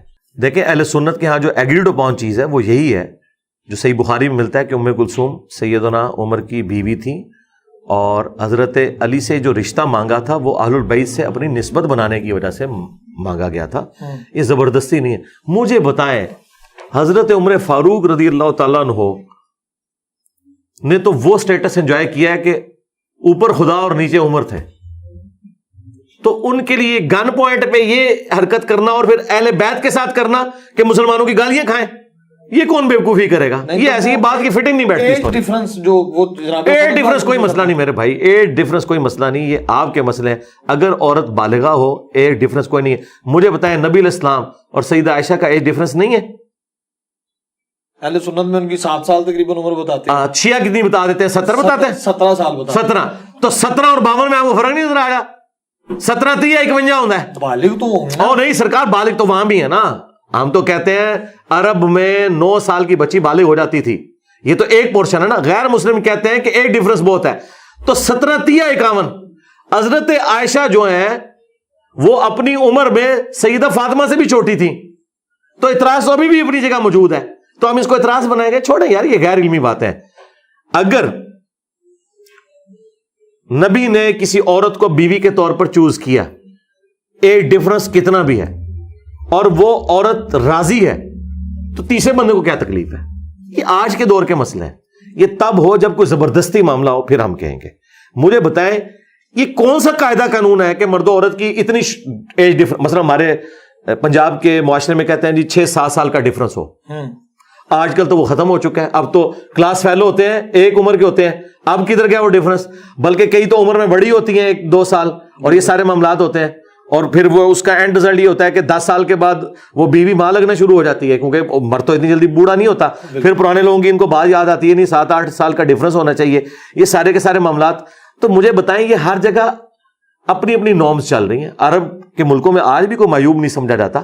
معیوب چیز یہ ہے کہ کوئی شخص زبردستی کسی کے ساتھ کوئی معاملہ کرتا ہے اور کوئی بدکاری والا معاملہ کرتا ہے. شادی مطلب میاں بیوی راضی، کیا کرے گا قاضی؟ یہ تو تاریخی باتیں تھی. آپ کے حوالے سے اگر بات کروں تو جتنے بھی سواد اعظم میں علماء کرام ملتے ہیں اخلاقیات کے اعلیٰ درجے پہ خود کو پیش کرتے ہیں، لیکن جیسے ہی آپ کا ذکر آتا ہے وہ تمام تر اخلاقیات کو بھول جاتے ہیں اور گالی گلوز بھی کرتے ہیں، طرح طرح کے آپ کو القاب بھی دیتے ہیں. اس کے بارے میں کیا موقف ہے آپ کا؟ اس کے پیچھے ریزن یہ ہے کہ اصل چہرہ ان کا وہی ہے جو آپ کو نظر آتا ہے میرے آئینے کے اندر. ابھی تک ان کے سامنے آئینہ آیا نہیں تھا. ہاں دیکھیں، جب پیر فقیر سب لوگ ان کے ہاتھ پاؤں چومے جا کے ان کے آگے نذرانے پیش کریں، اور ایک بندہ آگے سسٹم ہی فراڈ ہے، تو ان کی روٹی روزی کے اوپر لات پڑے گی، تو تبھی ان کی اصلیت سامنے آئے گی نا. دیکھیں جب مشکل وقت آتا ہے، مولا علی کا ٹیسٹ کس وقت وہ اپنے ٹیسٹ میں پاس ہوئے ہیں؟ جب کافر ان کی تلوار کے نیچے آیا، وہ سینے پہ چڑھ گئے اور اس نے تھوک دیا، وہ ٹیسٹ تھا. تھوک دیا، چھوڑ دیا. نہیں، عمر ابن عبد الود کی بات نہیں کر رہا ہے، ایک دوسرا، یہ غالباً وہ تو قتل ہو گیا تھا. یہ ایک اور بندہ تھا. تو مولا علی اتر آئے کہ میرا بھوسا شامل ہو گیا. وہاں حضرت علی اس ٹیسٹ میں کامیاب ہو گئے. ان کے اوپر جب یہ وقت آیا یہ ٹیسٹ میں فیل ہو گئے. میں ان کا یہ آئینہ ہوں کہ جو بات کرتے تھے جی سفیان نے تو جی ہندوؤں کے لیے بھی چادریں بچائی ہیں، میں ہندوؤں تو بھی گیا گزرا. ہاں کتنی گالی مجھے نکالتے. اچھا یہ میں دکھ کے طور پہ نہیں کہہ رہا، میں تو یہ میرے ساتھی گواہ ہے، میں جتنی بار یہ کلپ لگاتا ہوں میں ہنستا ہوں، انجوائے کرتا ہوں، مجھے کبھی غصہ نہیں آیا. اور میں یہ کہتا ہوں یہ گالیاں آپ نکالتے رہے. میں آپ کا اصلی چہرہ بتانا چاہتا ہوں کہ سفیان نے جتنا لبادہ اوڑا ہوا ہے نا، یہ اصل چہرہ ان کا یہی ہے جو آپ کی زبان سے ظاہر ہو رہا ہے. آپ کے مفادات کے اوپر جب ضرورت پڑتی پھر آپ کا اصلی چہرہ آتا ہے. ہندو جب بیٹھ کے ساتھ آپ کے قوالی گا رہے ہوں گے تو آپ نے چادر ان کے لیے بچھانی ہے. میں تو آگے سیدھا ٹولوں ہاتھ پانا ہے. ہاں میرا تو اسلام میں تو قابل قبول نہیں رہا. جیسے بھی ذکر کیا. اچھا یہ ہندوؤں کے ساتھ اس لیے خوش تھے کہ دو رل کے قوالی کرتے سن. ہاں جس سے یہاں بھی آپ دیکھ رہے ہیں کتنے اختلاف ہوتے ہیں. سوٹا لگانے کی باری آتی ہے سارے کٹھے ہو جاتے ہیں. ہاں یہ سوٹے کٹھے لاندے سن، اس وجہ سے راضی میں سوٹا نہیں لاندا. 4-5 دن سے بڑا خوش تھا آپ سے ملاقات کے حوالے سے، یہ پروگرام کے حوالے سے. میں نے جس سے بھی ذکر کیا ہے اس نے ایسے ایسے الفاظ کہے کہ میں آپ کے سامنے کہہ نہیں سکتا. یہ کہنے کی ضرورت نہیں. ہم ادھر علمی ڈسکشن کے لیے بیٹھے ہیں، ہم کوئی علم حاصل کریں، ہمیں کوئی فرق نہیں پڑتا اس سے. اچھا آپ کو پتا ہے پچھلے 100 سال میں نبی علیہ السلام کے خلاف 60,000 کتابیں لکھی گئی ہیں. 60,000 کتابیں انسانی تاریخ میں کسی کے خلاف نہیں لکھی گئی. تو کیا رسول اللہ کا انہوں نے کچھ بگاڑ لیا ہے؟ تو اس سے کوئی فرق نہیں پڑتا, علمی بات ہونی چاہیے. انہوں نے جو کچھ کیا, لوگ کہتے ہیں انجینئر صاحب کی پبلسٹی کس نے کی, ہمارے مخالفین نے. مجھے بتائیں, جب انڈیا, بنگلہ دیش, بھوٹان کہ دور دراز کے گاؤں ایریا میں میرے خلاف جمعے پڑھائے جا رہے ہیں, جہاں انٹرنیٹ کا بھی کنیکشن نہیں ہے, کسی کے پاس کوئی کلپ گھومتا گھماتا کوئی ایک قسم کا گستاخانہ سا کلپ پہنچ گیا, اچھا تو انہوں نے خود پبلسٹی کی ہے نا. ہمارے یہاں آج میں نے آپ لوگوں کے سامنے لوگوں سے ہاتھ کھڑے کروائے, 90% نے کہنا نیگیٹو تعارف ہوا ہے, تو تعارف کس نے کروایا؟ انہوں نے کروایا. تو یہ کام چک کے رکھو مولویو, چنگی گل ہے. ایک بالکل قادیانی منو کہندے رہو, اپنی آخرت برباد کرتے رہو, اور ادی وجہ ساری دعوت پھیلے گی, کیونکہ میں پھر تہاڈی منجی ٹھوکاں گا چشتی رسول اللہ اجلی رسول اللہ نو ننگا کر کے. سیاسی نظام پاکستان کا تقریباً کرپٹ ہونے جا رہا ہے. کیوں آپ ہو گیا ہوا ہے جو پاکستان کے حالات ہیں. جی آپ جیسے علماء, اور اگر تشیع میں بات کریں, آغا جواد نقوی کی اصلاح کے لیے نکلے ہوئے ہیں, ان کو بھی کافی جو ہے وہ لان تان برداشت کرنی پڑتی ہے ان کے فرقے کی جانب سے. آپ لوگ سیاست میں آ کر اس کو ٹھیک کرنے کا کیوں نہیں سوچتے؟ یعنی آپ کہہ رہے ہیں جو 2 بندے بچے ہیں انہیں بھی گندا کر دیں؟ سرکار نہ, ہمارے اندر شرافت تو مولا علی والی ہے, لیکن چلاکی ہوشیاری بنو امیہ والی ہے. یہ اس وقت حالات فیوریبل نہیں ہے کہ اس گندی سیاست میں اپنے آپ کو داخل کر کے جو ہم دین کا کام کر رہے ہیں اور تطہیر کر رہے ہیں اس سے ہم ہٹ جائیں. اگر آپ اس کے اوپر یہ کہتے ہیں کہ سمراج جو ہے وہ آلریڈی الحمدللہ اس پلیٹ فارم سے ہماری بات اسٹیبلشمنٹ تک بھی پہنچ رہی ہے, جوڈیشری تک بھی پہنچ رہی ہے, سیاست دانوں تک بھی پہنچ رہی ہے. مقصد تو بات پہنچانا ہے نا, تو پہنچا رہے ہیں ہم, اور وہ بات پہنچا رہے ہیں. جو آلریڈی یہ کام کر رہے ہیں ان تک بات پہنچے, وہ بہتر پوزیشن میں کہ اپنے معاملات کو آگے لے کے چل سکتے ہیں. اس وقت وہ بڑے طاقتور ہیں. مجھے بتائیں, آج کل ایسے حالات یعنی عجیب و غریب ہو چکے ہیں, لوگوں کے اوپر ایسے سے بلیمز لگا دیتے ہیں. میں کل کو سیاست میں کودتا ہوں اور یہ شیئر ہونا شروع ہو جاتے ہیں اپنی طاقت کے اندر, تو انہوں نے تو میرے اوپر ایسے ایسے الزامات لگانے ہیں کہ جو میں نے دینی کام کیا ہے وہ بھی کریڈیبلٹی لوز ہونے شروع ہو جائے گی. تو ابھی کم از کم میں اپنے دامن کو اس حوالے سے بچا کے چل رہا ہوں. مستقبل میں سیاست کے حوالے سے تو لکیر ہے, ایسا تو کوئی معاملہ ہونے والا نہیں. ہاں یہ ضرور ہو سکتا ہے کہ کوئی پولیٹیکل جماعت جو اچھی ایک فکر لے کے چل رہی ہو, میں اس کو سپورٹ کر دوں اس حوالے سے کہ بھئی یہ باقیوں سے بہتر ہے, لیکن خود نہ تو کوئی حکومتی عہدہ قبول کرنا ہے, نہ کوئی سیاسی جماعت بنانی ہے, نہ کوئی سیاسی جماعت جوائن کرنا ہے. چند شخصیات کے میں نام لوں گا, آپ نے ایک جملے میں ان کو بیان کرنا ہے. مولانا طارق جمیل میٹھی میٹھی باتیں کرتے ہیں جی, اور اتنے پیارے لیکچرز ہیں کہ ہندو بھی سن سکتے ہیں, مسلمان بھی, کافر بھی انجوائے کرتے ہیں. مولانا اسحاق صاحب شیخ الاسلام ہے. اسلام کی تاریخ میں اس لیول کی اتنی بڑی پرسنالٹی مجھے اور کوئی نظر نہیں آتی. آغا جواد نقوی صاحب میں سمجھتا ہوں شیعہ کے اندر مجدد ہیں, کہ انہوں نے تجدید کا کام کیا عقیدہ توحید کے حوالے سے اور اتحاد امت کے حوالے سے. باقی تو صرف کانفرنسز کرواتے رہے ہیں, انہوں نے جرأت کی ہے, اور شیعہ کے اندر جو ایک نصیریہ کا فتنہ اور شرک پھیلا تھا اس کے خلاف جو انہوں نے جہاد کیا ہے, اور وہ جملے جو میں بولتا تھا تو کانپے ٹانگتی تھی لوگوں کی کہ کتنی خطرناک باتیں کر رہا ہے, یعنی ان کی ٹانگیں کانپ جاتی تھی کہ کتنی خطرناک باتیں کر رہا ہے. وہ انہوں نے کر دی. انہوں نے کہا ہمارے غالی شیعہ قادیانیوں سے بدتر ہیں. بے شک, کیونکہ غالی شیعہ, غالی رافضی جو ہیں نصیریہ, یہ اللہ کے ساتھ شرک کر رہے ہیں, قادیانیوں نے تو رسول اللہ کے ساتھ شرک کیا ہے. یہ بات جب میں کرتا تھا لوگ کہتے تھے او یار کتنی سخت بات کر رہے ہیں, آپ مسلمانوں کو قادیانیوں سے بدتر کہہ رہے ہیں. لیکن یہ بالکل جو انہوں نے بات کی, بالکل میں ان کی جرأت کو سلام کہتا ہوں. قاسم کے ابو ان کے بارے, ہاں جی میں بتاتا ہوں قاسم کے ابو کے بارے میں یہ, کاش میری وہ نصیحتوں کا پاس رکھتے اور کاش 9 مئی نہ ہوتا تو اس وقت وہ بہتر پوزیشن میں ہوتے. اب میں ان کے لیے یہ بات کروں گا کہ انہیں چپ کر کے جیل چلے جانا چاہیے کسی طریقے سے. میرا سیکنڈ لاسٹ کویسچن ہے, اس کے بعد آخری پہ. بہت مشکل کام ہے یہ امت کے لیے اٹھنا, اپنے بلکہ پوری دنیا کی مخالفت لینا. میں اپنی فیملی میں کچھ باتیں کر کے جو ہے وہ زیر عتاب آ جاتا ہوں. یہ ہمت, یہ جرأت, یہ حوصلہ کیسے آیا آپ میں اور کس عمر میں؟ دیکھیں یہ آپ لوگوں کے نزدیک تو بڑی جرأت کی اور ہمت کی بات ہے, میں تو اسے نارمل سمجھتا ہوں. اس کی وجہ ہے کہ جب آپ نے فیصلہ کر لیا نا کہ آپ نے آخرت لینی ہے, پھر وہ مولا علی کا جو قول ہے کہ یا انصاف ہوگا یا گوشہ نشینی ہوگی.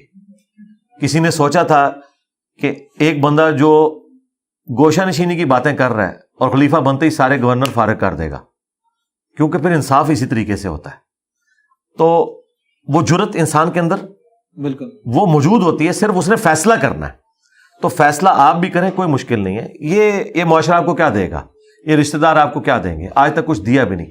میں تو کہتا ہوں دنیا دار لوگ ہیں, وہ اپنے دنیاوی منفعت کی خاطر رشتہ داروں کو جوتے کی نوک پہ رکھ کے پرے پھینکتے ہیں. آپ نے دیکھا نہیں کتنے لوگ ہیں پاؤں کے نیچے کچل کے آگے چلے جاتے ہیں, کہتے ہیں دفعہ ہو, میں نے اپنا آپ کو دیکھنا ہے. بالکل. اگر دنیا داروں میں یہ چیز ہے تو دیندار بندے میں نہیں ہو سکتی. بالکل کہ وہ کسی کی پرواہ نہ کرے, وہ کچلے بھی نہ, صرف کہ ٹھیک ہے تم نے جو بکواسیات ارشاد فرمانے ہیں وہ فرما لو, لیکن میں تو اللہ رسول کے ساتھ کمیٹڈ ہوں, اور یہ میرے ایمان کا بھی تقاضا ہے. یہ میں سب کچھ اپنی آخرت کے لیے کر رہا ہوں, کسی کی آخرت کے لیے نہیں. کیونکہ میں اس وقت تک اپنے ایمان میں اپنے آپ کو کامل نہیں کر سکتا جب تک کہ میں اللہ کو ٹاپ پرائرٹی نہ مان لوں, اس کے پیغمبر کی تعلیمات کو ترجیح اول نہ دے لوں. باقی سب لوگ تو بعد میں آتے ہیں نا. تو میں نے دیکھنا ہے اللہ رسول کی کیا ڈیمانڈ ہے. پاکستان کے تعلیمی نظام کی آخر میں بات کروں گا, اس کے بعد وائنڈ اپ کی طرف ہم چلیں گے. ابھی یہ اسلامیہ یونیورسٹی بہاولپور میں جو واقعہ ہوا اس میں ٹیچر بھی انوالو تھے. بینگ اے ٹیچر میں 2 دن حیرت برتا میں رہا ہوں, سو نہیں سکا کہ یہ معاملہ کس طرف چلا گیا ہے. نیکسٹ ہم اپنے بچوں کو بچیوں کو تعلیم کے لیے کہاں لے کے جائیں گے, کیا سلسلہ ہوگا, سوسائٹی کس طرح صحیح راہ پہ آئے گی. میرے خیال ابھی پری میچور ہے, یہ معاملات ذرا سامنے آنے دیں. ڈاکٹر شاہد مسعود صاحب نے بھی ایک جھوٹ مشہور کر دیا تھا زینب قتل کیس کے موقع پر, ہلچل نہیں مچ گئی تھی دنیا میں, لیکن نکلا کچھ اور تھا. یہ وہ جتنے دعوے کر رہے ہیں نا, جب تک انڈیپینڈنٹ کوئی ایجنسی ان چیزوں کو ویریفائی کر کے کوئی چیزیں سامنے نہیں آتی, اس وقت تک ہم اس بڑے لیول کی رائے قائم نہ کریں کہ یہ اس طرح ہوتا ہے. یہ اتنا آسان کام نہیں ہے. یونیورسٹیز کے ہاسٹلز جو عورتوں کے بچیوں کے علیحدہ بنے ہوئے ہیں, بڑے سیکیور ہاسٹلز ہوتے ہیں, اتنا آسان کام نہیں ہوتا. یہ بات کرنا آسان ہے, جب تک اس کی ویریفیکیشن نہیں ہو جاتی نا, اس وقت تک ہم کوئی حتمی رائے قائم نہیں کر سکتے. اگر خدا نخواستہ یہ سب کچھ اسی طریقے سے جو یہ کر رہے ہیں تو ٹھیک ہے, گورنمنٹ کا پھر کام ہے کہ ان معاملات کو سیدھا کرے. یہ یونیورسٹیز کے اندر اس واقعے کے بعد ان کو اپنے معاملات کو سیدھا لے کے چلنا چاہیے اور مستقبل میں. لیکن یہ کہنا کہ ہم نے تعلیم نہیں دلوانی بچیوں کو, یہ بالکل نان سینس اپروچ ہے. اس کی وجہ یہ ہے کہ دیکھیں, اگر آپ کو کھانا پسند نہیں تو آپ یہ کہیں گے کہ آندھا کے بعد میں نے روٹی نہیں کھانی. اگر دودھ آپ کو خالص نہیں مل رہا تو آپ کہیں گے میں چائے پینا چھوڑ دوں گا. آپ اچھے کی تلاش میں رہیں گے. میں تو اس کو اس رخ سے بھی دیکھ رہا ہوں, ہو سکتا ہے بچیوں کو تعلیم سے دور کرنے کے لیے بھی ایک سازش ہو رہی ہو, یا اور کوئی پولیٹیکل گینز ہوں, یا تو پھر بعد میں کئی ایک چیزیں کھل کے سامنے آتی ہیں نا. یہ اتنا آسان کام نہیں ہوتا کہ ہم کوئی اس طرح کا ڈیسیژن لے لیں. جب تک کہ میں وہاں کے رہنے والے بچوں یا بچیوں کا انٹرویو خود نہیں کر لیتا, جو انڈیپینڈنٹ سورسز ہیں, اور وہ کنفرم نہیں کرتے, اس وقت تک چند رپورٹوں کے اوپر لائے کر کے کوئی ایکسٹریم, میں نے اس لیے دیکھیں آج کرنٹ افیئر کے طور پہ اسے ڈسکس بھی نہیں کیا, کیونکہ پھر آپ ایک چھوٹے سے واقعے کو بڑا کر کے پیش کرتے ہیں جس کے پیچھے اتنا بڑا گند نہیں ہوتا. تھوڑا بہت گند تو ہر جگہ چل رہا ہوتا ہے نا, سوسائٹی اور گندی ہو جاتی ہے. یہ ضرورت نہیں ہے. آپ قائد اعظم یونیورسٹی کے کسی ہاسٹل میں کوئی ایک چھوٹا سا واقعہ ہو گیا, میں پکڑ کے جس کی آڈینس ملینز میں ہے وہ بیٹھ کے اس کو ڈسکس کرے, تو یہ دین کی خدمت کر رہا ہے. یہ کوئی دین کی خدمت نہیں. دین کی خدمت یہ ہے کہ جب کوئی فتنہ بڑا ہو اور واقعی اسٹیبلش ہو جائے, پھر آپ اسے للکاریں کہ ہاں یہ آلریڈی ہو چکا ہے. آپ دیکھیں کئی لوگوں نے یہ ماضی قریب میں دعوی نبوت کیا ہے, میری کوئی ویڈیو ان کے خلاف نہیں آئی. وہ یار ان کی اس قابل ہے کہ میں ان کو ڈسکس کروں. ہاں, کوئی بڑے لیول کا مسلمان اسکالر یا کرسچن اسکالر جس کے کروڑوں ماننے والے ہوتے ہیں, اچانک وہ دعوی نبوت کر دیتا اور وہ لاکھوں لوگ اپنے ساتھ لگا لیتا, پھر میرا تقاضا تھا کہ میں اس کی ایسی کی تیسی پھیرتا. ایک بندے کی ویڈیو 700-800 بندوں نے دیکھی ہے, اور میں پکڑ کے ملینز آف پیپل کے پلیٹ فارم سے کہوں کہ ہاں جی فلانی جی کا بندہ جو دعوی نبوت کی تھی جی, اور لوگ جا کے اس کو سنیں, فضول اس کی فضولیات سنیں. یہ کوئی دین کی خدمت نہیں ہے. میں نے کبھی بھی کربلا, جنگ جمل, صفین, نہروان ڈسکس نہیں کرنی تھی, چونکہ ان جنگوں کو بنیاد بنا کے مسلمانوں کے 2 ٹکڑے ہوئے اور لاکھوں لوگوں کو آلریڈی کی مصیبت سے گزر رہے ہیں. اس لیے میں نے اسے موضوع بحث بنایا. ادروائز میں نے اس کو بھی نہیں تھا بنانا, اور یہ بھی بنایا جب سوشل میڈیا میں عام ہوا. پرانے ہمارے بزرگ اسی لیے ڈسکس نہیں کرتے تھے کہ وہ عام لوگوں کو پتہ ہی نہیں تھے, تو میں ان کو بھی ٹھیک سمجھتا ہوں. وہ بھی آج ہوتے تو میری طرح پھر یہ ڈسکس کر کے آپٹیمل سولوشن دیتے, جس طرح میں نے بیلنس سولوشن دیا ہے. اور اس زمانے میں جو انہوں نے فتویٰ دیا کہ اسے ڈسکس نہ کریں, وہ بالکل نیک نیتی کے ساتھ دیا کہ جب ایک بندے کو بیسک چیزیں ہر بندے کے پاس, اس زمانے میں پرنٹنگ پریس تو نہیں تھے, کتنے لوگوں نے بخاری شریف پڑھی ہوئی تھی. یہ امام بخاری کے چند شاگردوں کے پاس بخاری کے ہینڈ ریٹن نوٹس تھے, باقی دنیا کو نہیں پتا تھا. سنت سے دین ٹرانسفر ہوتا تھا, وضو کا طریقہ باپ سے سیکھا, غسل کا طریقہ باپ سے سیکھا, اس طرح آگے چلا. یہ نہیں تھا کہ بخاری جی پڑھ کے انہیں 2812 اور مار کو باقی یہ چیزیں پتہ چلتی تھی. اس طرح شیعہ کے ہاتھ چلتی تھی, چونکہ ان کا پورا فوکس اس کے اوپر تھا. سنیوں کو یہ باتیں نہیں پتا تھی, لیکن اب سب کو پتہ چل گئی, تو پھر ہم نے کہا ٹھیک ہے ہم ڈسکس کریں گے. بڑے بڑے آستانہ عالیہ پہ صوفیزم کے میں گیا ہوں, گلہ پڑا ہوتا ہے, بڑے سسٹم ہوتے ہیں, منتھلی لگی ہوتی ہے مریدین کی. جی جی. آپ کے میں آیا ہوں صبح میں نے ناشتہ بھی کیا ہے, چائے بھی ملی ہے, سموسا بھی ملا ہے, پھر کھانا آفر ہوا ہے, یہ سارا کچھ کیسے مینج کرتے ہیں؟ بس اللہ کا فضل ہے جی, چل رہا ہے اور چلا رہے ہیں. ظاہر ہے کوئی ہم کوئی یعنی فائنینشلی کوئی اتنے کمزور نہیں ہے کہ ہم یہ معاملات لے کے نہ چل سکیں. کوئی پکی کھاتے ہیں کہ مال نہیں دیکھیں, وہ پورے پاکستان کو تو نہیں روٹی کھلا رہا. ابھی یہ جہاں پہ یہ چند ایک لوگ ہیں نا جن کو ہم نے کھانے کے لیے روکا, باقیوں کو تو سموسا اور چائے کے اوپر گزارا کرتے ہیں. تو ایک اتوار والے دن لوگوں کو کھلایا جا سکتا ہے, کوئی اتنا بڑا مسئلہ نہیں. ہم فضولیات نہیں نہ کرتے. یعنی میں شاید سال میں 1 یا 2 دفعہ یہ فاسٹ فوڈ کھاؤں, وہ بھی مطلب یہ چکن پیس, وہ بھی میں یہ نہیں کہ 4-5 کھا لے, ایک کو چکھ لیا, وہ بھی ساتھ میں مونگی مسور کی دال بنا کے, تو بس ایک ٹیسٹ کے طور پہ. بس کبھی ہم نے اس طرح کی فضول خرچی نہیں کی کہ مارکیٹ سے اپنے, میں نے یہ جو بوتلیں آپ پیتے ہیں یہ جس کو آپ کولڈ ڈرنک کہتے ہیں, میں نہیں پیتا ہوں. بیکری کا کبھی میں نے کوئی آئٹم نہیں کھایا کیونکہ مجھے اس سے الرجی ہے, مجھے وامٹنگ شروع ہو جاتی ہے جس میں بھی انڈا ڈلا ہو. تو میں اپنی فضولیات کی بجائے ان کاموں میں اپنے پیسے لگاتا ہوں. کیا کھاتے ہیں شوق سے؟ شوق سے مختلف چیزیں, یعنی گوشت کے علاوہ باقی چیزیں میں شوق سے کھا لیتا ہوں. یعنی شوق سے سب سے زیادہ میں یہ دال چاول, اور اگر آپ کوئی گوشت والا آئٹم کر لیں تو بریانی, یہ شوق سے کھاتا ہوں. لاسٹ پہ کیا میسج دینا چاہیں گے پاکستان کو, پاکستانی عوام کو؟ جی بالکل. یعنی کس پوائنٹ آف ویو سے, پولیٹکس کے پوائنٹ آف ویو سے یا ریلیجن کے پوائنٹ آف ویو سے؟ دونوں پوائنٹ آف ویو سے. ریلیجن کے پوائنٹ آف ویو سے تو میں وہی میسج جو سب کو دیتا ہوں کہ آپ لوگ خود قرآن کو, سنت کو اسٹڈی کریں, احادیث کو اسٹڈی کریں, اور دیکھیں کہ آپ کے ساتھ کوئی دھوکہ تو نہیں کیا آپ کے علماء نے, اور تمام مکاتب فکر کے علماء کی بات کو سنیں اور ان کو کاؤنٹر ویریفائی کریں. جس کی بات ٹھیک لگے وہ آپ ایکسیپٹ کریں, پھر اس سچائی کے ساتھ جڑ جائیں. پھر یہ پرواہ نہ کریں کہ آپ کے رشتہ دار کیا کہیں گے, آپ کے دوست کیا کہیں گے, دنیا کیا کہے گی. بس سچائی کے ساتھ کھڑے ہو جائیں. مسلمان وہ ہے جو سچائی کے لیے کھڑا ہو. اولو العلم قائما بالقسط. اور پولیٹیکل سچویشن کے پوائنٹ آف ویو سے, جو پولیٹیکل سچویشن سے بھی ہمیں کوئی اتنی زیادہ دلچسپی نہیں ہے. اصل دلچسپی ہے پاکستان کی اکانومی کے ساتھ, جو اس وقت بے روزگاری اور ایسے معاملات ہیں. اس میں بھی میری نصیحت یہ ہے کہ جو پڑھے لکھے اسٹوڈنٹس ہیں اگر وہ باہر کے ملکوں میں جا سکتے ہیں تو جائیں. پاکستان میں اب آپ کے لیے مجھے نہیں لگتا کہ کوئی نوکریوں کا سلسلہ آندہ 25-30 سال بھی موجود ہے, کیونکہ یہ اکانومی نیچے کی طرف جا رہی ہے. باہر جائیں, اچھی نوکریاں کریں, ملک میں ریمیٹنس بھیجیں تاکہ ہمارے ملک کی اکانومی آگے چلے. اور حکمرانوں کے لیے میں صرف یہ نصیحت کروں گا کہ تم نے مرنا ہے اور چمڑی اتر جانی ہے. ہاں, یہ بخاری مسلم کی حدیث ہے کہ بدترین گڈریا وہ ہے جو حاکم ہو, اگر اس نے انصاف نہ کیا تو جہنم میں جائے گا. یعنی جس طرح گڈریا بھیڑوں کے اوپر حاکم ہوتا ہے نا, اس طرح عوام کے اوپر یہ حکمران ہوتے ہیں. لہٰذا ایک دوسرے کو نیچا دکھانے کی بجائے عوام کے لیے کچھ سوچیں. آپ کے پیٹ تو بھرے ہوئے ہیں, آپ کی جدادیں تو بن گئی ہیں, آپ غریبوں کا بھی کچھ سوچیں. ٹھیک ہوگا. بہت شکریہ علی بھائی. جزاک اللہ. جی ناظرین و سامعین, کمنٹ سیکشن میں اپنی رائے سے ضرور آگاہ کیجیے گا. اپنے میزبان کو دیجیے اجازت. اللہ نے کے بعد. جزاک اللہ.